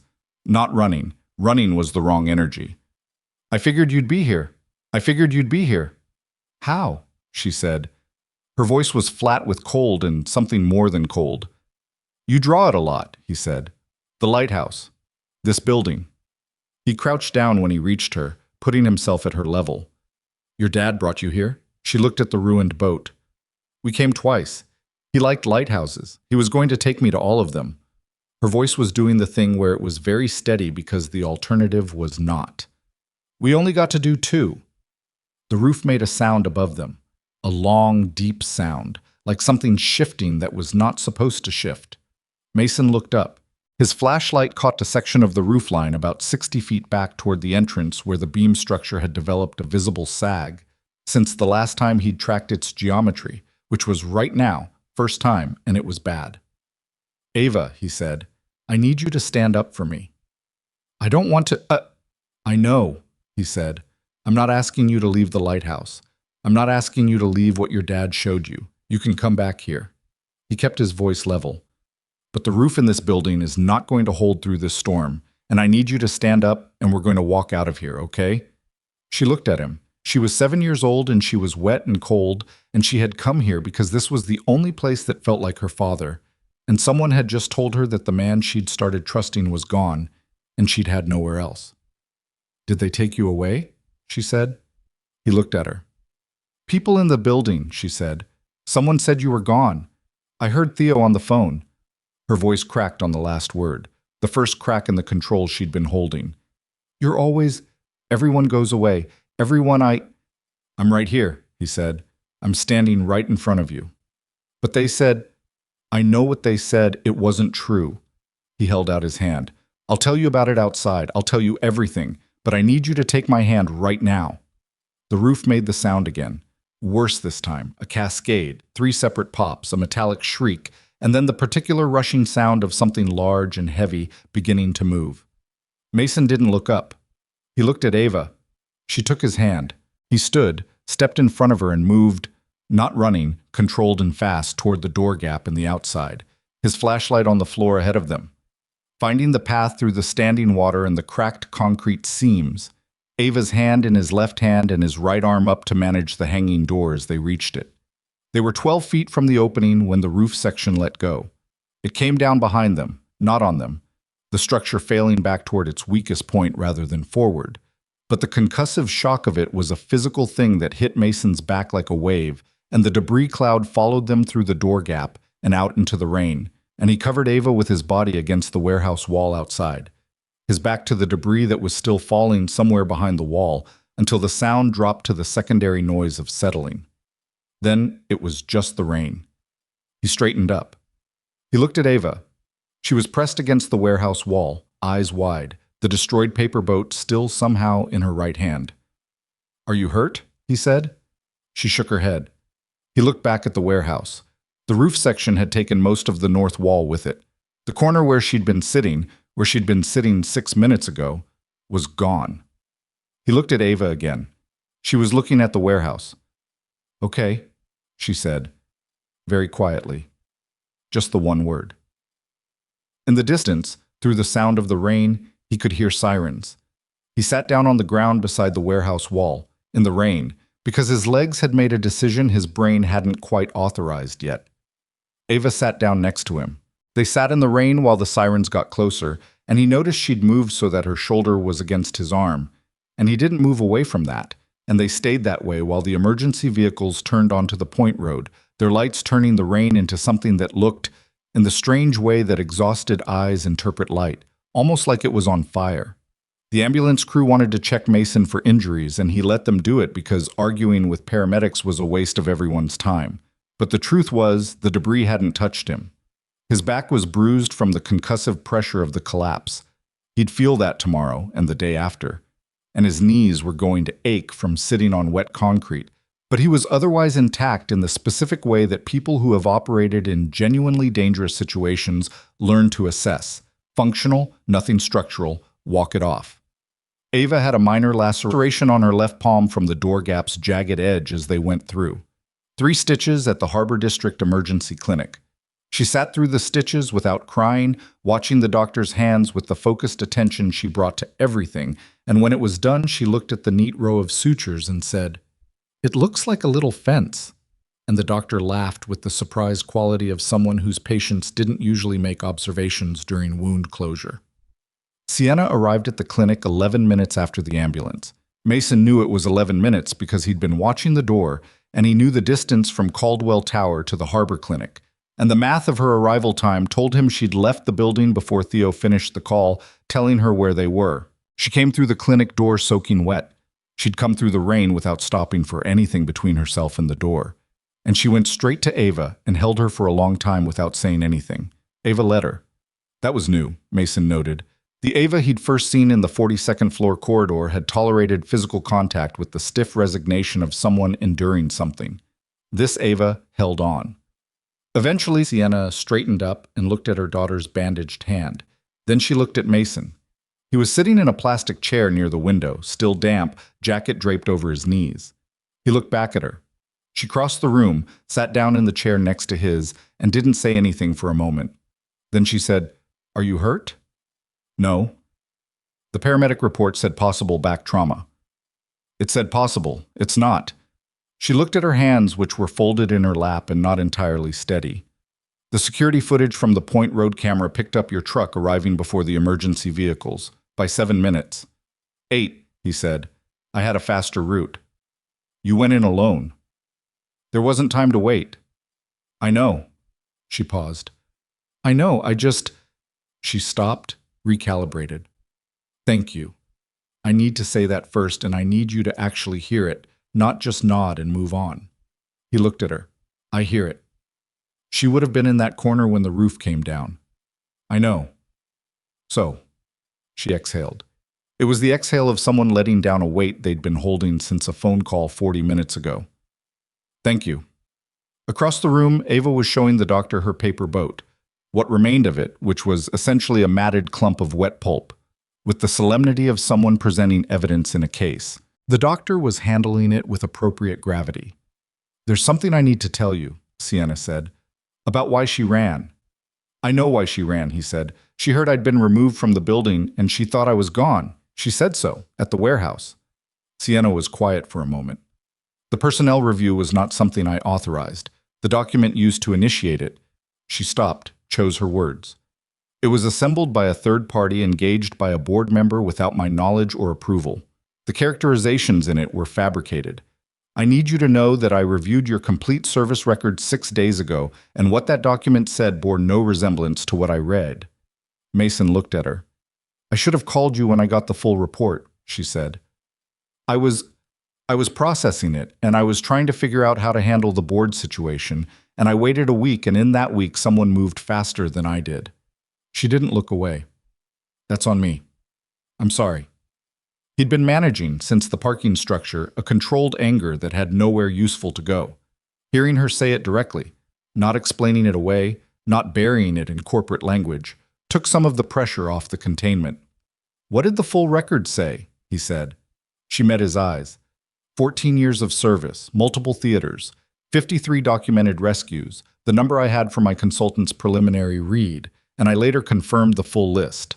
She said it steadily, but with something underneath it, something that was trying to process a gap between the man she'd read about and the man who'd been checking supply closets outside her daughter's corridor for 3 weeks. You were recommended for the Navy Cross after a 2019 extraction in a classified location. You did decline the commendation in favor of an accommodation for your team. He didn't say anything. Why? She said. They were there too, he said. I wasn't the only one who made it work. She looked at him for a moment with the expression she'd had at the Thursday lunch, the recalibration, the adjustment of an already revised estimate. The document Hartwell submitted, she said, implied you were separated under administrative pressure due to psychological instability. My separation was medical, he said. Structural shrapnel from a building collapse during a civilian extraction. 3 surgeries over 8 months. After the 3rd one, I decided the body was telling me something, and I listened. You've been in a building collapse before. He looked at the window, at the rain that was still coming down outside. Yes. And you went into that warehouse anyway. Ava was in there. She said nothing for a moment. Then, Hartwell is going to be removed from the board. That process started this afternoon, before I knew about Ava, before the warehouse. Legal is already building the case on the fabricated document, and the conflict of interest with the therapeutic subsidiary goes back further than I realized. There's financial manipulation going back at least 3 years, steering contracts to the subsidiary in ways that bypass normal procurement, inflating outcome data to secure renewals. She paused. The therapy programs weren't just failing because they were a poor fit for Ava. Some of the outcome reporting was actively falsified. Families were paying for services that had documented failure rates the company was concealing. Mason absorbed this. How many families? We're still counting. More than 40 that we've identified so far in the corporate wellness programs. And the child grief program specifically, she stopped. There were 11 children over 3 years, all of them showing minimal or negative outcomes. The data was altered before it reached board review. 11 children. He sat with that for a moment. 11 kids who had been failing at programs where the failure had been recorded accurately at the clinical level and then changed before it reached anyone who could do anything about it, because the person in the position to act had a financial reason not to. "What happens to the families?" he said. "I'm going to make it right," she said. "That's not a corporate answer. I mean specifically, restitution, access to actual support, and accountability in public. I'm not going to manage this quietly." He looked at her. She said it with the flat certainty of someone who had made a decision and was not interested in revisiting it, and he believed her in the specific way you believe a person who is not performing conviction but demonstrating it. "Okay," he said. From across the room, Ava said, "Mom, can we get food? Hospital smells bad." Sienna looked at her daughter. The shift in her face, from the conversation she'd been having to the fact of Ava present and asking for food, stitched and upright and complaining about hospital smells, was the shift of someone moving from one kind of crisis to its aftermath. "Yes," she said. "We can get food." "Not mustard," Ava said. She looked at Mason. "Right?" "Correct," he said. "Always check." The security footage from the Point Road camera ran on a local news segment 3 days later. Mason didn't watch it in real time. He found out from Lily, who came home from school in a state of high excitement because someone in her class had seen a clip online and recognized the truck, which recognition had produced a social situation at Franklin Elementary that Lily described in detail over dinner with the narrative investment she brought to geopolitical crises. "They said you went into a building that was falling apart," Lily said. "It wasn't falling while I went in," Mason said. "It fell after." "That's basically the same thing. It's actually a meaningful distinction." "Dad." She put down her fork. "Someone said you were a secret Navy hero, and I told them that was probably not right, but now I don't know. Was that not right?" He looked at his daughter across the table, 9 years old, her mother's eyes, her own opinions about utensil hierarchy, and thought about how to answer that in a way that was true and also not going to launch a social media event at Franklin Elementary. "I was in the Navy for a long time," he said. "I did a job. The job was sometimes difficult. I'm not a secret and I'm not a hero. I'm just someone who knew how to do a specific thing and did it when it was needed." Lily considered this with the seriousness of a person weighing testimony. "That's what heroes say," she said. "Heroes say a lot of things. You saved a little girl from a collapsing building." "I walked out of a building with her, yes." "In a storm." "The storm was incidental." Lily picked up her fork again. She ate 2 bites. Then she said, "Can I meet her?" He looked at his plate. He'd been thinking about this himself. In the formless way he thought about things that weren't quite ready to be decided yet. Lily and Ava were 2 years apart. Lily was the kind of person who made friends by walking up to people and beginning a conversation. Ava was the kind of person who needed several weeks of parallel occupation before she'd accept someone in her space. "Maybe," he said. "Give it a little time." Lily accepted this. She moved on to a description of the utensil debate's latest development. Apparently a classmate had entered a new argument on behalf of the knife, and Mason ate his dinner and listened, and outside, the harbor city went on doing what harbor cities did, indifferent to the small specific weight of the things that had happened at its edge. The news segment ran longer than Mason expected. Someone at the station had done actual reporting, dug into the Caldwell Industries connection, identified the warehouse's condemned status, interviewed a Harbor District City Council member about structural safety reviews. What ran on screen was 40 seconds of grainy Point Road camera footage showing his truck arriving, and then 6 seconds of closer footage from a Port Authority camera he hadn't known was there, showing him and Ava coming through the warehouse door gap, with the roof coming down behind them. Those 6 seconds were the ones that traveled. He didn't watch them until Sienna sent him the link 2 days later with a message that said simply, "This is going everywhere. Wanted you to see it before someone else sends it. Call me if you need anything." He watched it once. He looked at the 6 seconds of himself covering a small girl with his body against a wall while debris moved behind them in the rain, and then he closed the laptop and went to check on the corroded pipe coupling in the 39th floor men's room that he still hadn't finished replacing, because it was the kind of task that had a clear completion condition, and right now that was what he needed, except he no longer had building access. He sat at his kitchen table instead and thought about that, and about the legal consultation scheduled for the following morning, and about Hartwell and the families and the fabricated document, and he was in the middle of that thinking when his phone rang. It was Sienna. "I know I said call me if you need anything," she said. "I'm calling you because I need something." Okay. I'm in a meeting with my legal team and they're talking about the Hartwell situation, and at some point I stopped hearing what they were saying and I realized I needed to hear a voice that wasn't trying to manage the narrative, as they keep saying. A pause. You don't manage narratives, do you? No. Good. Another pause. How's your back? Fine. You said fine at the clinic, too. It was fine then, too. Mason.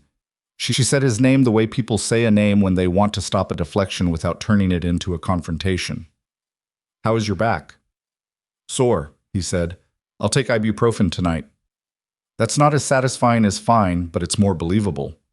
He heard something shift on her end. She'd moved, changed position. I'm going to reinstate your building access. Formally, with a written apology from the management company because I need them on record. But I wanted to tell you that separately, not as a document. All right. You can say no, she said. You don't have to come back. After everything that happened, I'll come back, he said. The pause on her end was a different kind of pause. Okay, she said. He looked at the kitchen table, at the ring left by his coffee mug, at the place where Lily had been sitting across from him an hour ago. How's Ava? He said. Sleeping, Sienna said. She asked about Lily tonight, whether she likes paper folding. He was quiet for a moment. Lily has opinions about most things. Paper folding could go either way. Ava's been drawing again. She drew the Point Lighthouse this morning, but differently. The warehouse isn't in the drawing anymore. It's just the lighthouse, and there are two figures walking toward it. She paused. I think one of them is you. He didn't say anything. I'm not going to make a whole thing of that, she said. I'm just telling you. I know. She told me tonight the captain should stay in her room. A beat. I know you said that to her weeks ago. She said it like she'd decided it herself. She did decide it herself, he said. I just said it out loud first. Sienna was quiet for a moment. When she spoke again, something in her voice had changed. The professional register had come off, or rather had stopped being the thing holding the sentence together. When does it stop feeling like you're doing everything wrong, she said. The grief, the parenting in it. When does it stop feeling like every decision is like you're navigating somewhere without a map and someone keeps moving the ground? He thought about the plastic chair in the hospital waiting room. He thought about the drive home the following morning, Lily sleeping in her car seat, the particular quality of a sunrise you can't feel anything about, because feeling anything is too much. It doesn't exactly stop, he said. It changes. You get better at carrying it. You find out what it weighs. He paused. And then someone helps you carry it for a minute, and you realize you've been holding it alone so long you forgot you could put it down. The quiet on the line was not uncomfortable. She found the right person to help her carry it, Sienna said. Ava did. She found someone available, he said. The right people are usually the ones who showed up. A long pause, then quietly. Theo is signaling me that the legal meeting has reconvened. Go, he said. I'll send the building access confirmation in the morning. I know. He heard her exhale. A small sound, the kind a person makes when they're about to go back into something that requires a lot of them. Good night, Mason. Good night, he said. He sat at the kitchen table after the call ended with his coffee ring and the ibuprofen he'd been meaning to take, and the quiet of an apartment where Lily was asleep and the night was ordinary and the 39th floor pipe coupling was still waiting for him. And he thought about the way a person's voice sounds when they've stopped performing and are just talking, and how you don't notice the difference until it happens, and then you can't unnotice it. Martin Hartwell was removed from the Caldwell Industries Board of Directors 14 days after the storm. The formal announcement was corporate in its language and precise in its content: conflict of interest, breach of fiduciary duty, initiation of a third-party personnel review without board authorization. What the announcement did not say, and what the investigative reporting that followed did, was that Hartwell had engaged Meridian Consulting using discretionary funds allocated for board security reviews, had personally selected and contextualized the military record fragments provided to Meridian, and had initiated the process within 72 hours of learning that Sienna Caldwell had begun questioning the therapeutic subsidiary's outcome data. The fraud case took longer to build, which was how fraud cases worked. But the outline of it became visible in pieces over the following weeks. The altered outcome reports, The steering of contracts through a subsidiary nominally at arm's length from Hartwell's board position, but actually structured to pass revenue through two shell entities back to an account Hartwell controlled. 3 years of it. Not catastrophic sums by the scale of a company Caldwell Industries' size, but enough. Enough to constitute deliberate, sustained manipulation, and enough to have kept failing programs operational and profitable, while the children in them got no better, and their families were told the timelines were normal and the methods were sound. Mason read the reporting over several mornings with his coffee, in the same way he'd processed most difficult things in his adult life. Steadily, without either flinching from it or making more of it than it was. He'd been a maintenance worker in Hartwell's building for 8 months without any awareness of Hartwell's existence. Hartwell had had him removed from the building inside of 24 hours of deciding he was a problem. The distance between those two things was a lesson in how power worked when it was frightened, and he didn't need to be angry about it to understand it clearly. He was, nevertheless, angry about it, not for himself. For 11 kids and their families, for whom the lesson cost more than a week of suspended building access. He came back to the building on a Monday morning 3 weeks after the storm. His access card worked at the lobby turnstile. Dennis met him at the service elevator, not to intercept him, just standing there with 2 cups of coffee, offering one with the manner of someone who wanted to say something and had decided coffee was the right vehicle for it. "For what it's worth," Dennis said. "It's worth something," Mason said. He took the coffee. They rode the service elevator to the 40th floor together without saying much else, which was the right amount to say. On the 42nd floor corridor, there was no one in the hallway when he arrived at 7:20. He did his supply closet inventory. He replaced a panel in the east corridor that had been flickering for 2 days before the storm and had continued flickering without him. He logged the progress on the relay, still pending, 4th work order submitted, a record he was grimly proud of. At 7:50, the stairwell door opened and Ava came out. She was wearing a red sweater today, her hair in the braid that was already coming undone. She had a folder under one arm. She stopped when she saw him, and the expression on her face was the complex one, the one that was relieved and trying not to show how relieved, angry in a way she couldn't quite direct anywhere, and underneath both of those, something that was simply glad. "You're late," she said. "Supply closet ran long," he said.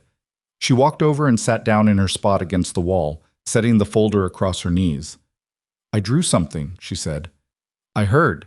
She looked up. "Mom told you." She mentioned. Ava opened the folder.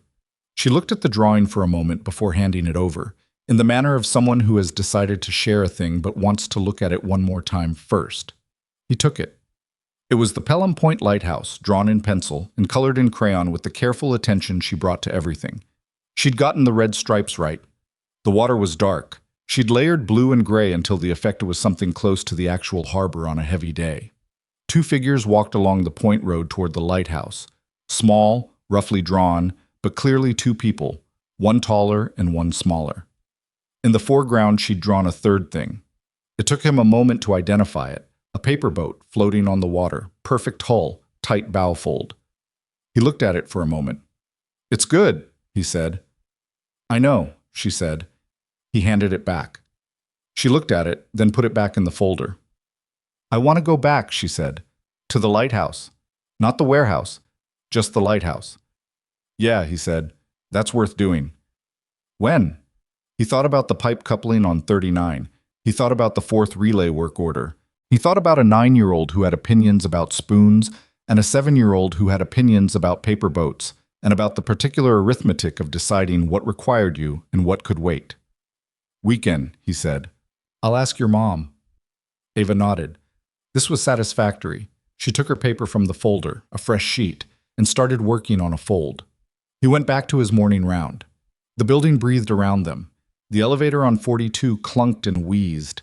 The water stain on the ceiling outside conference room D had dried, which meant the leak above had sealed itself or migrated somewhere new, and he added a note to go check the floor above. At 8:15, without looking up from her fold, Ava said, "I told my mom you check for mustard now." "What did she say?" "She said that was very professional of you." He looked at her. "I told her professional wasn't the right word," Ava said. "I told her smart was better." She held up what she was working on, a crane cleaner than his, the neck fold nearly perfect. She said both can be true. He looked at the crane. Your neck fold is better than mine. I know, she said. I practiced. He turned back to his work order log. Outside, the harbor was gray and flat, and the morning light was doing the complicated thing it did with the water, breaking it up, making it look like something other than what it was. He'd watched it from the service elevator window for 8 months without paying much attention to it. He paid attention to it now, Shub. Sienna stood in the 47th floor conference room at 10 in the morning, looking at a document that was not a board report or a pharmaceutical brief or a legal summary. It was a proposal, written over 3 evenings at her kitchen table after Ava was asleep, and it was the first thing she'd written at that table in 14 months that felt like it was coming from somewhere that wasn't damage control. The Harbor Hope Foundation. She'd written it as an outline first, then as a concept document, then as the beginning of an actual plan, funding structure, operational model, staffing approach, outcomes framework. The outcomes framework was the part that had taken longest, because she'd spent 14 months immersed in outcomes frameworks that hadn't told the truth, and she'd needed to think carefully about what honest measurement of something as non-linear as grief recovery actually required. She'd talked to Mason about it during one of the phone calls that had become, over 3 weeks, a thing that happened in the evenings after the building closed, and Lily was asleep, and Ava was asleep, and the night had the particular quiet of 2 people existing in separate spaces who were thinking about some of the same things. What worked, she'd asked him, when Lily was 3? What actually worked? He'd thought about it for a moment. Being there, he said, not solving it, just being physically in the room. I made dinner and she sat on the kitchen floor while I made it, and I talked about what I was doing. Not to entertain her, just because silence was harder. And after a few weeks, she started saying things back. That's it? That's a lot of it, he said. And time. Time is the part nobody wants to hear about, because it's not a program or a method, it's just endurance. So what do you do with the time? You give people something to put their hands on, he said. Something real. Not symbolic, just something that requires a little attention and gives a little back. She'd written that down. She'd written it in her notes as a design principle. Give people something to put their hands on. The proposal had a staffing section that included a position she hadn't titled yet, something between program director and community navigator, which were both phrases she'd rejected because they were too organizational and not accurate enough. The position she had in mind was for someone who had been through something, who could sit in a room with a family that was in the middle of the worst thing they'd ever experienced and not try to fix it and not be destroyed by it, because they had the particular steadiness of a person who had carried their own weight for a long time and knew how it was done. She knew who she wanted in that position. She hadn't asked him yet. She looked at the proposal for another minute. Then she picked up her phone and sent a message. Are you free for lunch? Not the formal kind. I want to talk to you about something. Ava's idea, technically, but I think she's right. She put the phone down and went back to the board brief she was supposed to have read an hour ago. 3 floors below, on 44, where Mason had transferred his afternoon rounds while 42's flooring inspection was in progress, his phone buzzed on the side shelf of his cart. He read the message. He looked at the ceiling for a moment, the particular look of someone doing arithmetic that involves more variables than he'd expected, for the second time in the same month, for the same reason. Then he typed back, "What time?" Her reply came in 40 seconds. "Noon. I'll have them check the sandwich for mustard." He put his phone away and went back to the flooring inspection. Above him, through the building's infrastructure, the pipes and the electrical conduits and the weight-bearing columns and the ordinary steel and concrete of a structure doing its job. The city went on, and the harbor went gray-green in the afternoon light. And in the 47th floor conference room, a woman who had spent 14 months trying to solve grief like a business problem was beginning to understand, finally, and at some cost, what the problem had actually been. The lunch was not formal, as promised. Sienna had cleared the small corner table in her office. Not the conference room, the actual office, which Mason had not been in before, moving a stack of briefs and a laptop bag to the credenza, replacing them with takeout from the Vietnamese place 2 blocks over that Theo apparently had strong opinions about. The office had the quality of a space that was used rather than displayed. Books with broken spines on the shelf behind the desk, a whiteboard with 3 weeks of overlapping notes that hadn't been erased, A child's drawing taped at an imprecise angle to the wall beside the window. Mason recognized the drawing. Lighthouse. Two figures. Paper boat on the water. He sat down across from her, and they ate for a few minutes in the comfortable quiet of people who had by now established that they could share silence without it becoming a thing. Then Sienna set down her chopsticks and said, "I want to tell you what I'm building, and I want to be honest with you about why I'm telling you, which is that I'm not just looking for feedback. I'm asking you something." "All right," he said. She talked for 12 minutes. She'd clearly rehearsed it. Not in the polished way of a board presentation, but in the way a person rehearses something they care about deeply and are afraid of getting wrong. The Harbor Hope Foundation, the funding model, the partnership structure with the hospital network, and 3 community organizations she'd already begun preliminary conversations with. The program design, not clinical treatment, but supported presence, a place where families who had lost someone could come and do things with their hands, and be around other people who understood what they were carrying, and be gently accompanied by people who had carried something similar, rather than managed by people who had studied it from the outside. When she finished, she picked up her chopsticks again and ate a bite, and didn't look at him while he sat with it. "The position," he said. "It doesn't have a title yet," she said. "I've been calling it program director in the document, but that's not right. It's too administrative. The actual job is—" She paused. "You'd run the day-to-day. You'd help design the peer companion model, recruiting and training people who've been through loss to sit with families who are in the middle of it. You'd work with the clinical partners to make sure the support programs have structure without becoming what the Hartwell subsidiary was." Another pause. "You'd talk to people, which you're better at than you think you are, in the specific way that matters." "Which way is that?" he said. "You don't perform it," she said. "You don't produce warmth on demand. You're there. And people feel it." She looked at the drawing on the wall. Ava felt it inside of 3 minutes. He looked at his food. "I'm a maintenance worker." "You're a Navy rescue specialist who spent 14 years going into situations that everyone else had concluded were unresolvable and finding the people who were still alive in them," she said. "The maintenance work I think it was what you needed after everything. I'm not dismissing it. But it's not what you are." He was quiet for a moment. "The salary is real," she said. "I'm not asking you to volunteer, and it's not dependent on anything between us personally.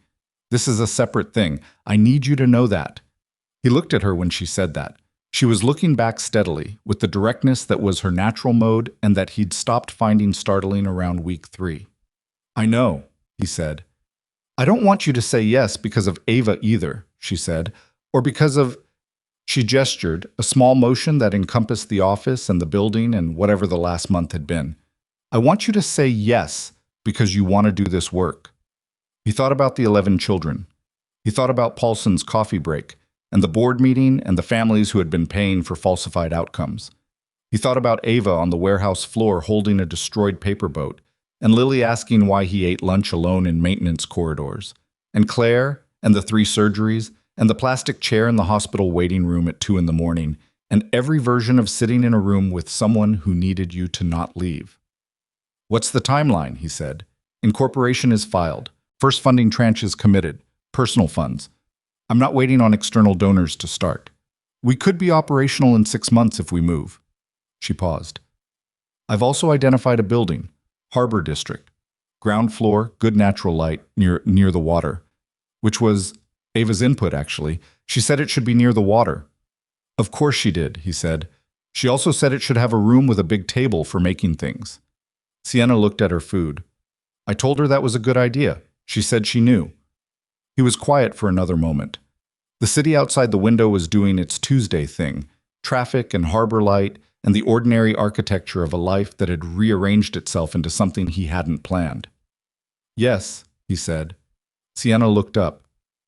"I want to do this work," he said. "That's the reason. The rest of it is also true, but that's the reason." She held his eyes for a moment, then she nodded. Not with relief exactly, but with the quality of attention that had been held for a while being set down cleanly. "Good," she said. She picked up her chopsticks. He picked up his. Outside, the harbor was doing the complicated thing with the light. "The sandwich place on 5th has better food," he said. "Theo would be devastated to hear that." "Theo's not eating it." She looked at him.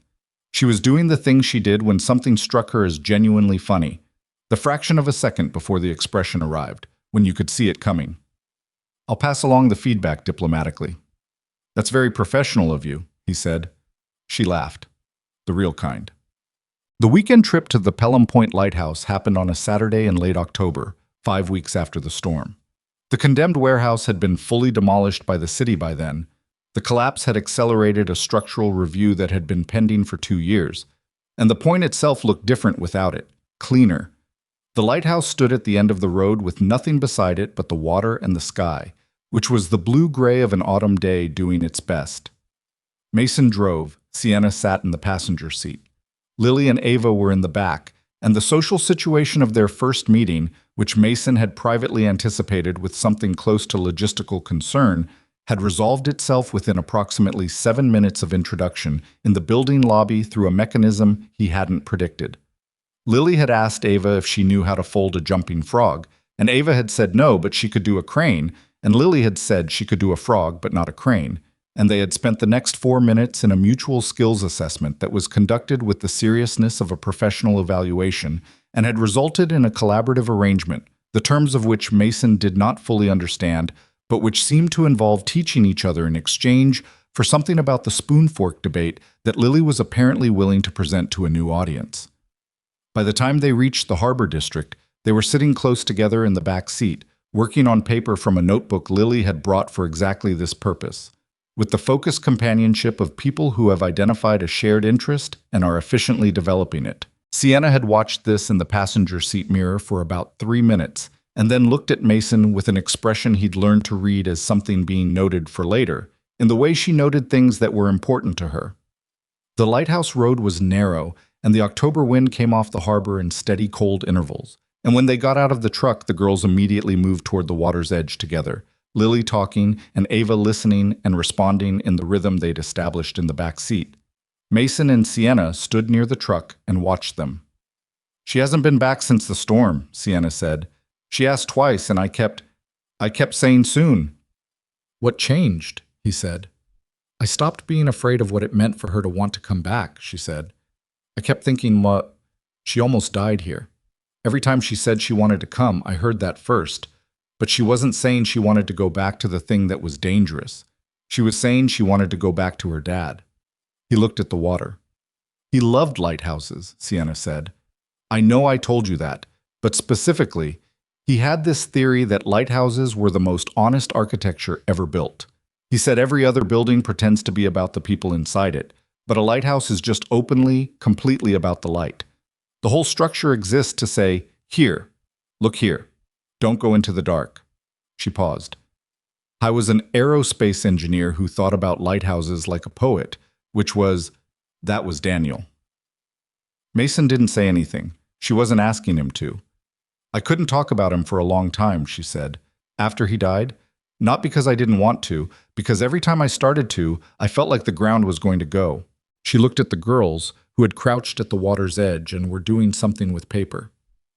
Ava never stopped wanting to talk about him. I kept deflecting. I was protecting her, I told myself. I was really protecting myself. "That's not a moral failure," he said. "That's just what happened." "I know," she said. I've stopped punishing myself for it. Mostly." She exhaled. "Ava told me last week that Daddy would have liked you. She said you both have the same eyes." He looked at her. "The same kind of eyes," she clarified. "She said they're the kind that look like they've seen things and decided not to be mean about it." He stood with that for a moment. "She's pretty accurate," Sienna said. "For 8. She turned 8? Last Thursday. She asked for a craft table and a set of whittling tools for children." She looked at him. "I'm blaming you for the whittling tools." "The craft table was you," he said. "The craft table was absolutely me." Something shifted in her expression. Not sad exactly, but the way a person looks when happiness and loss are in the same place at the same time, which is how they usually arrive. It was the first birthday party where she laughed, since Daniel. She laughed at something Lily said about forks. I didn't even catch the whole thing. "The fork debate has layers," he said. "Apparently." She looked at the girls. She blew out the candles, and she didn't look devastated after. She just looked like a kid who blew out birthday candles. She paused. I cried in the kitchen for about 4 minutes, and then I came back out and ate cake. 4 minutes is appropriate, he said. I thought so. She wrapped her arms against the wind. How do you do that? Cry in the kitchen for 4 minutes and then come back out. Practice, he said. And knowing it's not going to last more than 4 minutes. The first time it lasts a lot longer. She nodded slowly. Across the point, Ava stood up from the water's edge and held something up. A paper boat, which the wind immediately threatened, and which she lowered and cradled in both hands. She turned and showed it to Lily, and Lily said something, and Ava set the boat on the surface of a tidal pool sheltered from the wind by a rock formation, and they both watched it float. It floated.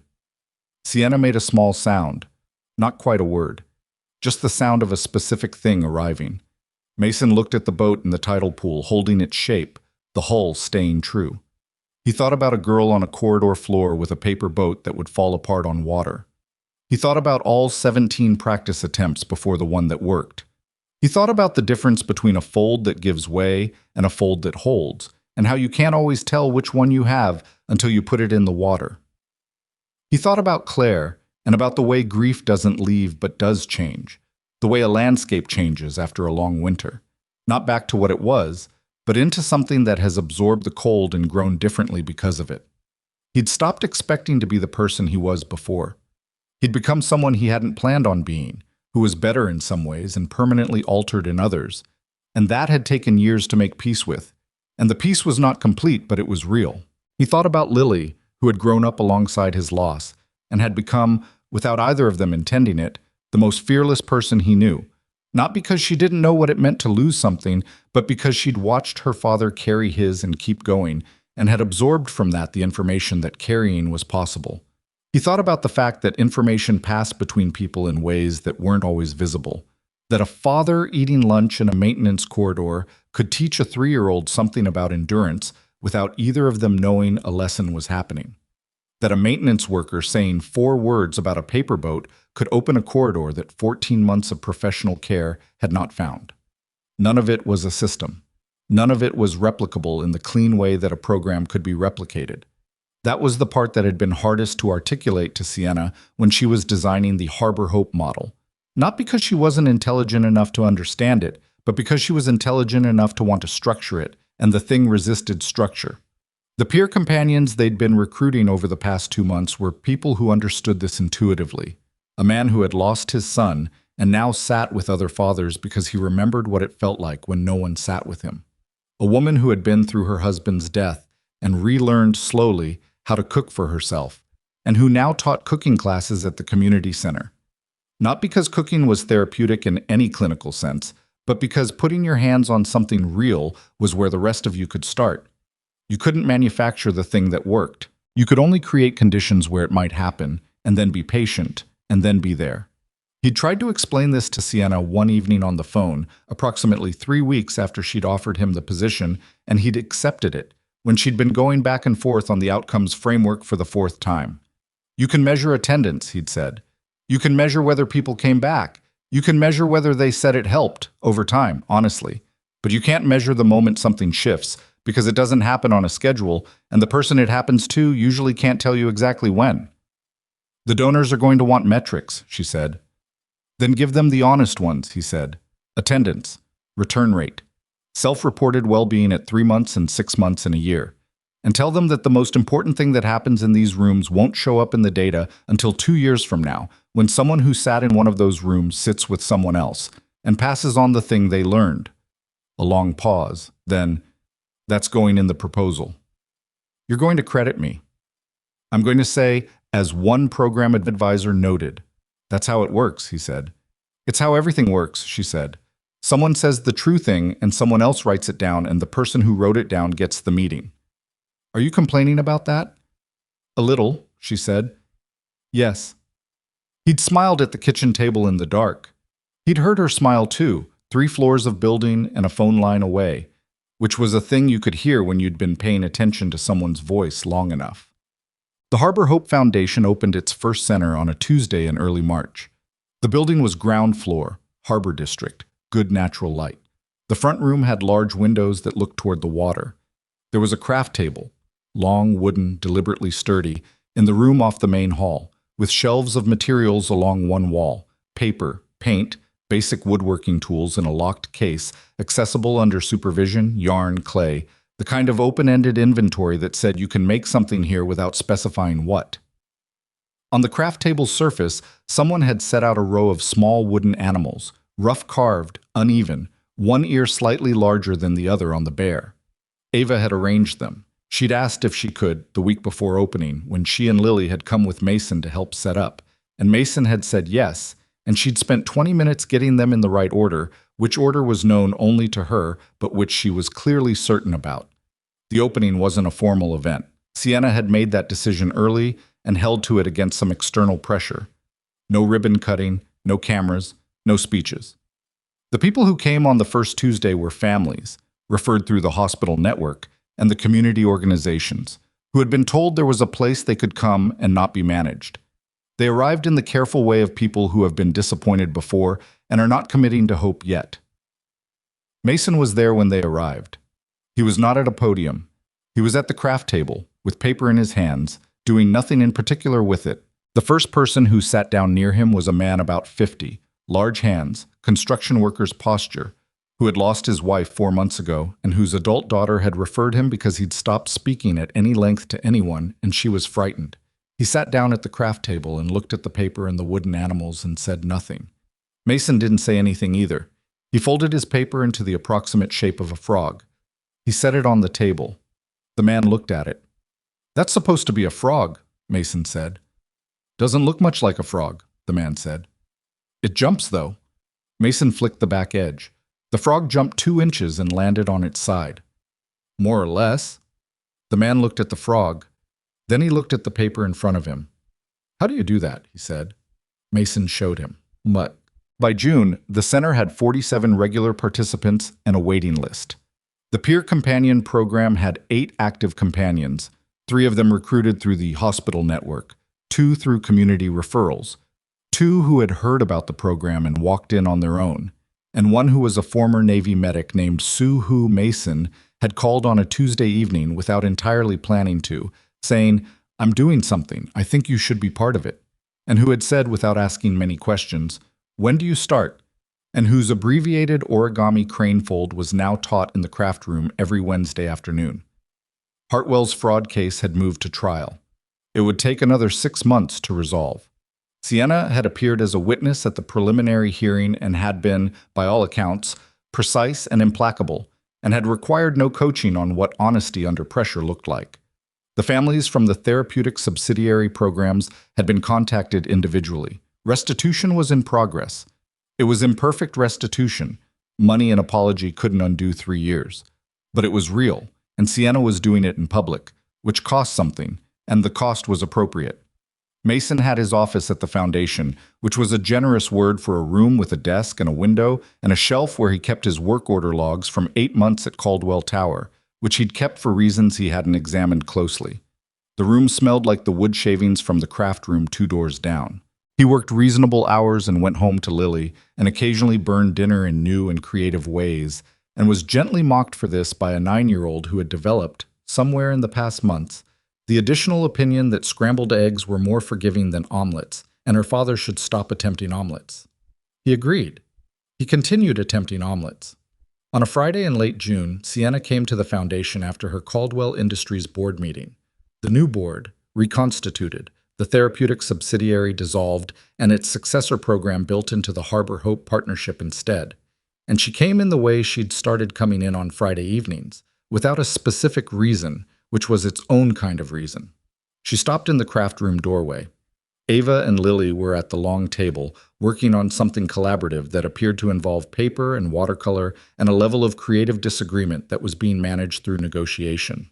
They'd developed, over 6 months of proximity, the particular relationship of 2 people who are genuinely different and have decided this is an asset rather than an obstacle.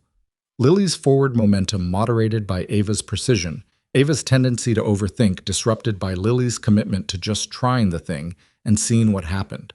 Sienna watched them for a moment. Then she came and found Mason in his office. She sat down in the chair across his desk, the visitor chair, which Sue had found at a second-hand store and brought in because Mason hadn't gotten around to it. and looked at the shelf with the work order logs. "You kept those," she said. "They're a record," he said, "of maintenance work orders. Of a relay that took 4 submissions to move," he said. "I find that instructive." She looked at him. "Instructive how?" "That the right fix is usually obvious early. The work is getting someone to authorize it." She was quiet for a moment. Then she said, "Ava told me she wants to be an architect." He looked up. "She said she wants to design buildings that don't have bad roofs," Sienna said.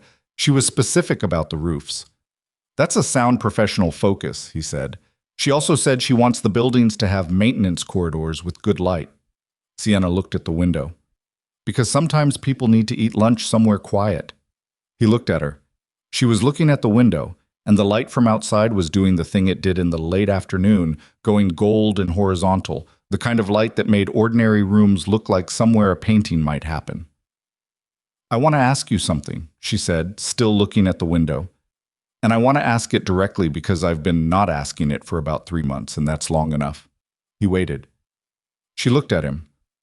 "When you think about what this is, what's happening between us, the actual thing, not the professional arrangement or the circumstantial connection, what do you think it is?" He looked at her for a moment. She held his eyes with the steadiness she brought to things she was afraid of, but had decided to do anyway. "I think it's real," he said. "I think it started being real before either of us had a category for it. And I think I've been careful about saying so because I didn't want you to feel like the gratitude and the professional thing and the Ava thing were all getting tangled up in it." "They're not tangled," she said. "They're separate." "I know," he said. "I know you know." She looked at him for another moment. So yes," he said. "That's what I think it is." She exhaled, the small exhale, the one he'd learned to identify as a weight being set down. Okay, he said. She looked at the window again. The light had moved slightly, the way it does. "I'm not good at this," she said. "The personal part. I'm good at running things and making decisions and being in rooms where people are looking for someone to tell them what to do. This part, you're doing it," he said. "I asked you a question. And you sat here and waited for the answer," he said. "That's most of it." She looked at him. "That's most of it?" "The rest is showing up," he said, "which you're also doing." She was quiet for a moment. Then, "You make it sound simple." "It's not simple," he said. "I just know what it is." She held his eyes. Something in her face settled, not into resolution exactly, but into the particular ease of a person who has been carrying a question and has finally set it down somewhere it can be answered. From 2 doors down, they heard Lily's voice raised in the specific register of someone whose creative argument has reached a critical juncture, followed by Ava's voice in the measured, slightly too patient tone of someone who has a position and is committed to it. Sienna looked toward the door. "Is that going to resolve itself?" "Lily will concede on the paper method and redirect the debate to something she can win," he said. "Give it 3 minutes." "You've mapped her tactics." "I live with her."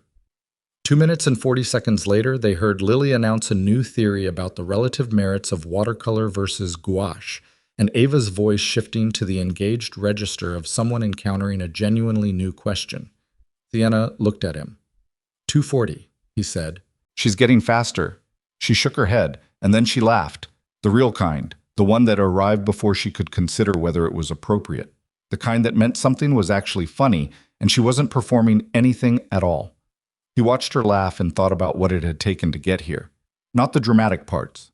The storm, the warehouse, the fabricated document, the board removal. Those were events. What it had taken was the accumulated weight of ordinary things. A supply closet that needed restocking. A paper boat with a bad hull, 17 attempts before the one that floated. A man eating a bad sandwich in a maintenance corridor. A woman standing at her kitchen counter at 2 a.m. with a personnel file and a question. She didn't know how to ask yet. The things that mattered almost never announced themselves as the things that mattered. They happened in hallways. They happened in the specific silence between one person's pain and another person's willingness to sit near it without trying to fix it. They happened in the fold of a crane's neck, in a rough wooden bear with uneven ears, in a paper boat set on a tidal pool by 2 girls who had decided, without planning to become something like sisters. That was the thing Mason had learned in 14 years of going into situations where someone needed to be found and brought back. The rescue was rarely the dramatic part. The dramatic part was the part people saw. The actual work, the thing that meant anything, was what happened in the quiet before and after. The patient attention, the willingness to look at what was actually in front of you instead of what you expected to find. He'd told this to a room full of peer companions 2 months ago, in a training session he'd been asked to run and had been uncertain about until he was in it. He told them, the families who come here don't need you to understand everything they're going through. They need you to be willing to be near it. They need you to not leave when it gets heavy. That's almost all of it.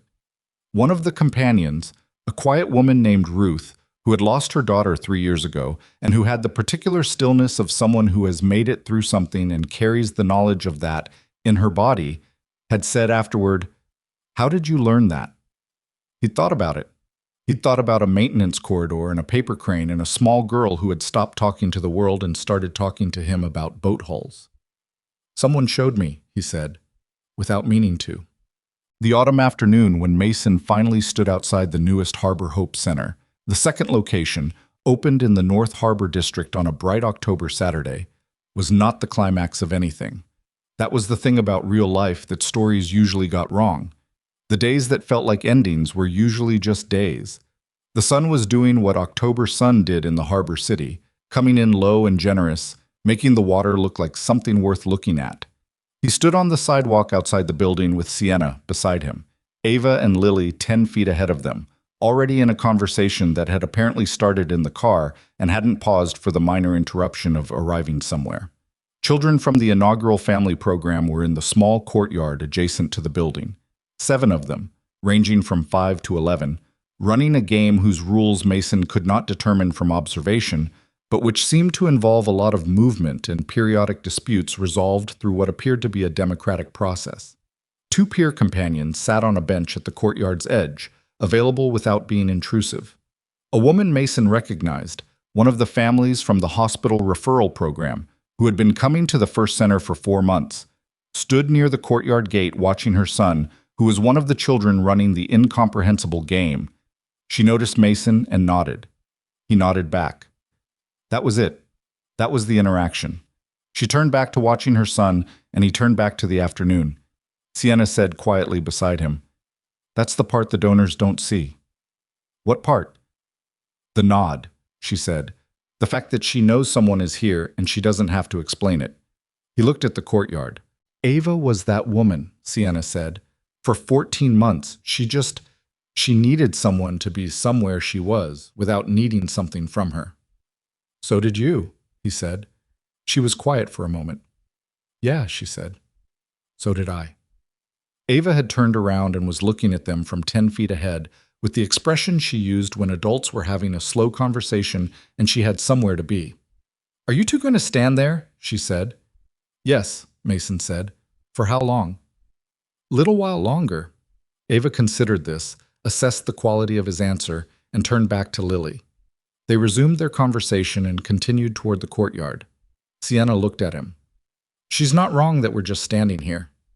Standing somewhere specific is underrated," he said. She looked at the building, at the courtyard, at the afternoon light, and the children and the woman at the gate watching her son run a game with incomprehensible rules. "It is," she said. She meant it. He stood beside her in the October afternoon and let the moment be what it was. Not a conclusion, not a reward for surviving something, just a place he'd arrived at through a sequence of unremarkable decisions, to stop a cart in a corridor, to say something honest about a paper boat, to sit with a child who needed someone near, that had accumulated into this, a building with good light and a craft table and a shelf of paper animals, a woman whose laugh arrived before she could prepare it, 2 girls negotiating the terms of a lifelong argument, and the harbor doing what harbors did, patient and indifferent and still somehow exactly right. He thought about what he wanted Lily to know about how to live, when she was old enough that it was something you could say rather than just something you tried to show. He thought it was probably this, that the things which matter are rarely announced, that the person who changes your life is often someone pushing a cart through a corridor, that grief doesn't leave but becomes, if you let it, the specific depth in you that makes you capable of sitting with someone else's, That ordinary kindness, repeated without calculation, in hallways and maintenance corridors, and tidal pools where paper boats float, is not a small thing wearing the costume of a small thing. It is, most of the time, the whole thing. He looked at the courtyard where Ava had joined the children's game and was immediately trying to clarify the rules, and Lily had followed and was immediately proposing modifications, and the afternoon was going on in the way afternoons do. Without ceremony, without announcement, the light moving across the water toward wherever light goes when the day is done. He was exactly where he was supposed to be. Not because it was perfect, because it was real and it was his, and he had shown up for it.